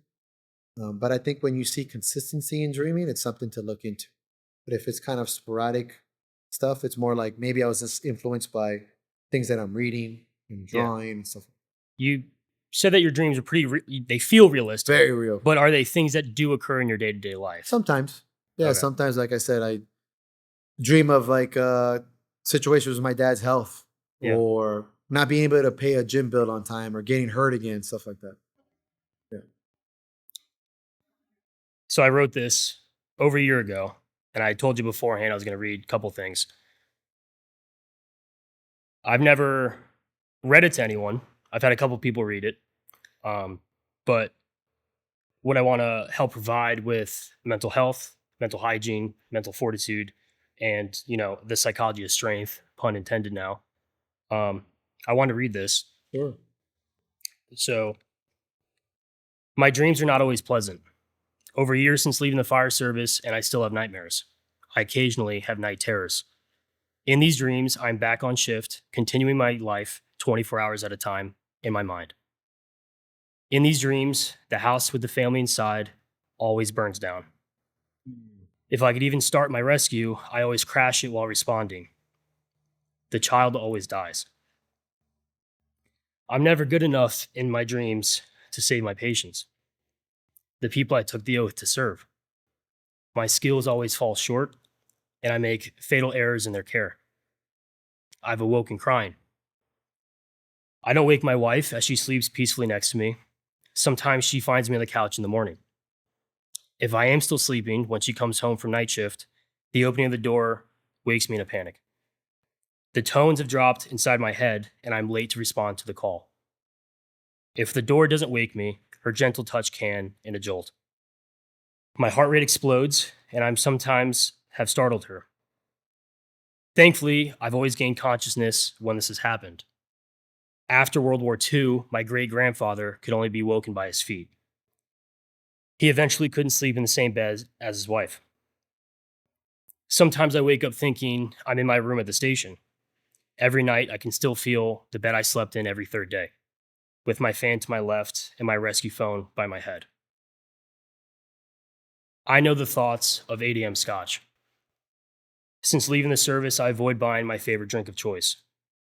I still have the bottles I emptied in the garage because they remind me of the slippery slope I was capable of collapsing down. Men and women I served with have not been as lucky. My habit never became an addiction, but for some people it does. The finger pour became a glass. Sometimes I'd consider another. Occasionally I would. My patients' faces wouldn't leave, but they became easier to sit with.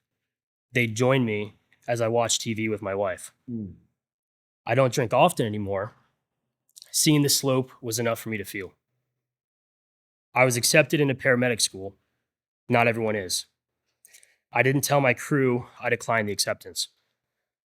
They would share their difficulty sleeping with me, or the calls they couldn't forget. Many ex-wives were never told these stories, but that didn't change what became inevitable. My final uniform lay dirty in my garage for over a year. I saw it every day as if I had to wash it for shift tomorrow. I don't know why I never cleaned it. Maybe it was a reminder I wasn't ready to accept. After a year of leaving the department, I did clean it. I feel it is a sign of growth, but I also feel in the back of my mind as if it's an acceptance of defeat. That chapter's ended, and there's little sign of it around anymore. My helmet, boots, and radio strap still sit in the corner. The dust never feels like too much to remove for shift, though I know it'll never have to. I knew I had PTSD when I would wake up from these nightmares and feel nothing. I would continue my day as though more people didn't die at my hands. Knowing these nightmares often didn't scare me was the sign that it should. I wouldn't address it when people could tell I was off at work. The biggest help has been my writing. There are stories few people have read, but writing them down drew them from my mind, and now they feel like memories of watching a movie, one I have not seen in a while. I found the way to address PTSD is not to hide it, it's not to drink it either. It's to express it with words, either spoken or written, even if others never read or hear it. Talking about it can be difficult, and I personally know why. Start by writing it, and the courage to speak it will find you. This is why my writing will not stop, and this is the Psychology of Strength.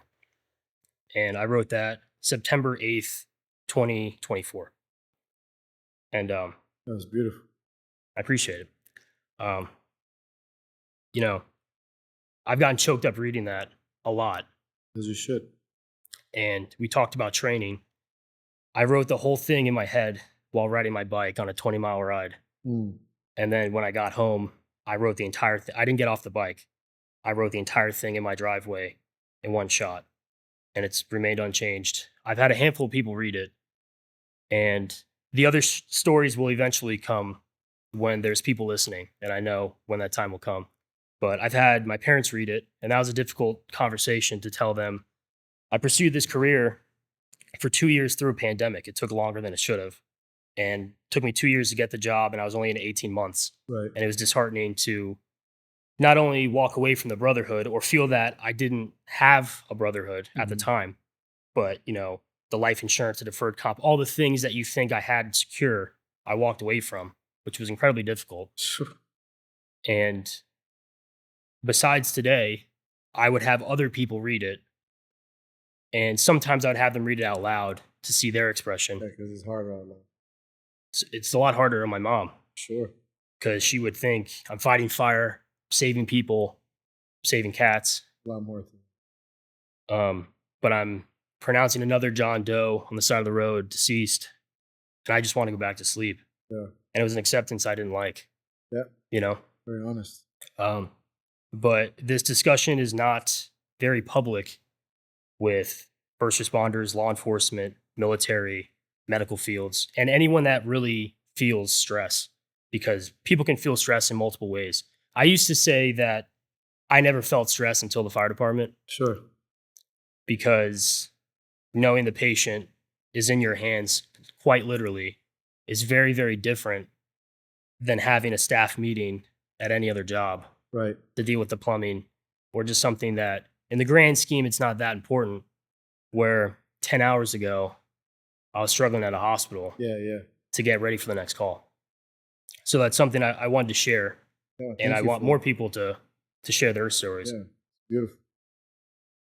So I appreciate it. So something I did not tell you: every guest gets a gift, Oh, and I write all of my notes in Field Notes. Their brand, I hope you've heard I of. love it. Yeah. You love them. Yes. So they're handmade in the U.S. They're made in Chicago, and it's a brand I really want to support. I write all my notes. Like I told you, I think I'm on 6 of them now. So every guest gets a notebook. Oh man, thank So you. that's a field note. So they're I love small. this. They fit in your pocket, and I address it to you inside. And I find the more I physically write, the better my writing gets. A lot of my writing's on my phone. It's a very modern technique, right? I Yeah. don't have a typewriter. But the more that I physically write, I'm compelled to answer certain That's questions. why I said I love that you take And I that. was, I take notes for every guest. Beautiful. So next, I really want to thank not just you for letting us film inside the Battle Axe Gym, the Strongman Gym in Miami, where strength is everything. And I wanted people to know, how can they reach you for coaching, how to get to the gym, how to reach out to ask you questions, how can they Yeah. contact you? So easiest way is at the Battle Axe Gym on Instagram. I'm very active on social media as far as Instagram, or www.thebattleaxegym.com, or an email at thebattleaxegym@gmail.com. These are typically my response stuff. You can even just Google me, the Battle Axe Gym, which is pretty cool. And that's a great way to reach me. Awesome. So the final question to every episode is the mantra to the project. And it's a quote that my dad has taught me my whole life. And if there's one piece of advice I could tell anyone, and I'm going to try to do it every week, is to never waste a mistake. And my dad would say, it's not never waste your mistake, it's never waste any mistake. So I can learn from you, you can learn from your best friend, you can learn from your mother or your dad, and I can learn from those people as well. So the final question to every episode is, what is one mistake you haven't wasted? And now you have the meaning behind it. But I should have reached out more to Big.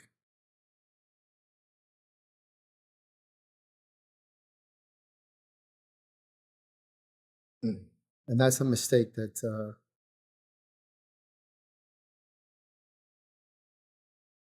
you live with the rest of your life. Because it was a mistake. It was a lack of friendship. Because you just don't think your friends are going to die. And I know what it is not to be proactive. And I know what it is not to know what's going on in his life.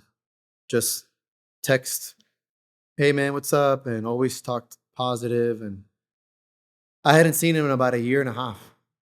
And he was one of my best friends. My mom called him his second son. He was a brother to me. And I just, you just think your friends are going to live forever. And you have no idea what people are going through based on texts and social media. And he was this 6'2", black, gorgeous man, model, fit, strong, and you think everything in life is going for him. And he was just so polluted inside. And I had no idea. And that mistake and lack of action broke me into a million pieces. And I've come to terms with that. Just like I tell you, I'm very good at reminding myself how important that is. But I will live with that for the rest of my life, because arguably it has made me that much better. And that's something that I think I will never, ever let go. And I'm good with that. It took me a long time to make that mistake and that lack of ability a sense of communication to others. So I stand here looking at you, telling you from experience, as you know, like don't let that go. And that's something that I thought about, and I didn't think about it again until you asked me now, so I can give you a genuine response. And I'll stick with that. I appreciate it. We'll do this again. Hell yeah! This was a pleasure. Thank you, brother. You're the best. You honor me, man. This was really good, dude. Seriously. I'm like blown away by your questions, and I'm good at this shit. But that was just beautiful. So I didn't tell you beforehand. This is the first episode Yeah. of the entire project. Oh, Number one. Love being first. Number one. Thank you very much, Of course. brother. So for those listening, episodes already recorded. They're going to be released every single week, and I don't plan on stopping. So see you next week. Oh yeah. See you, man. Thank you, Doug. I Love you, dog. appreciate it. Let me give you a hug before I. Thank you, dog.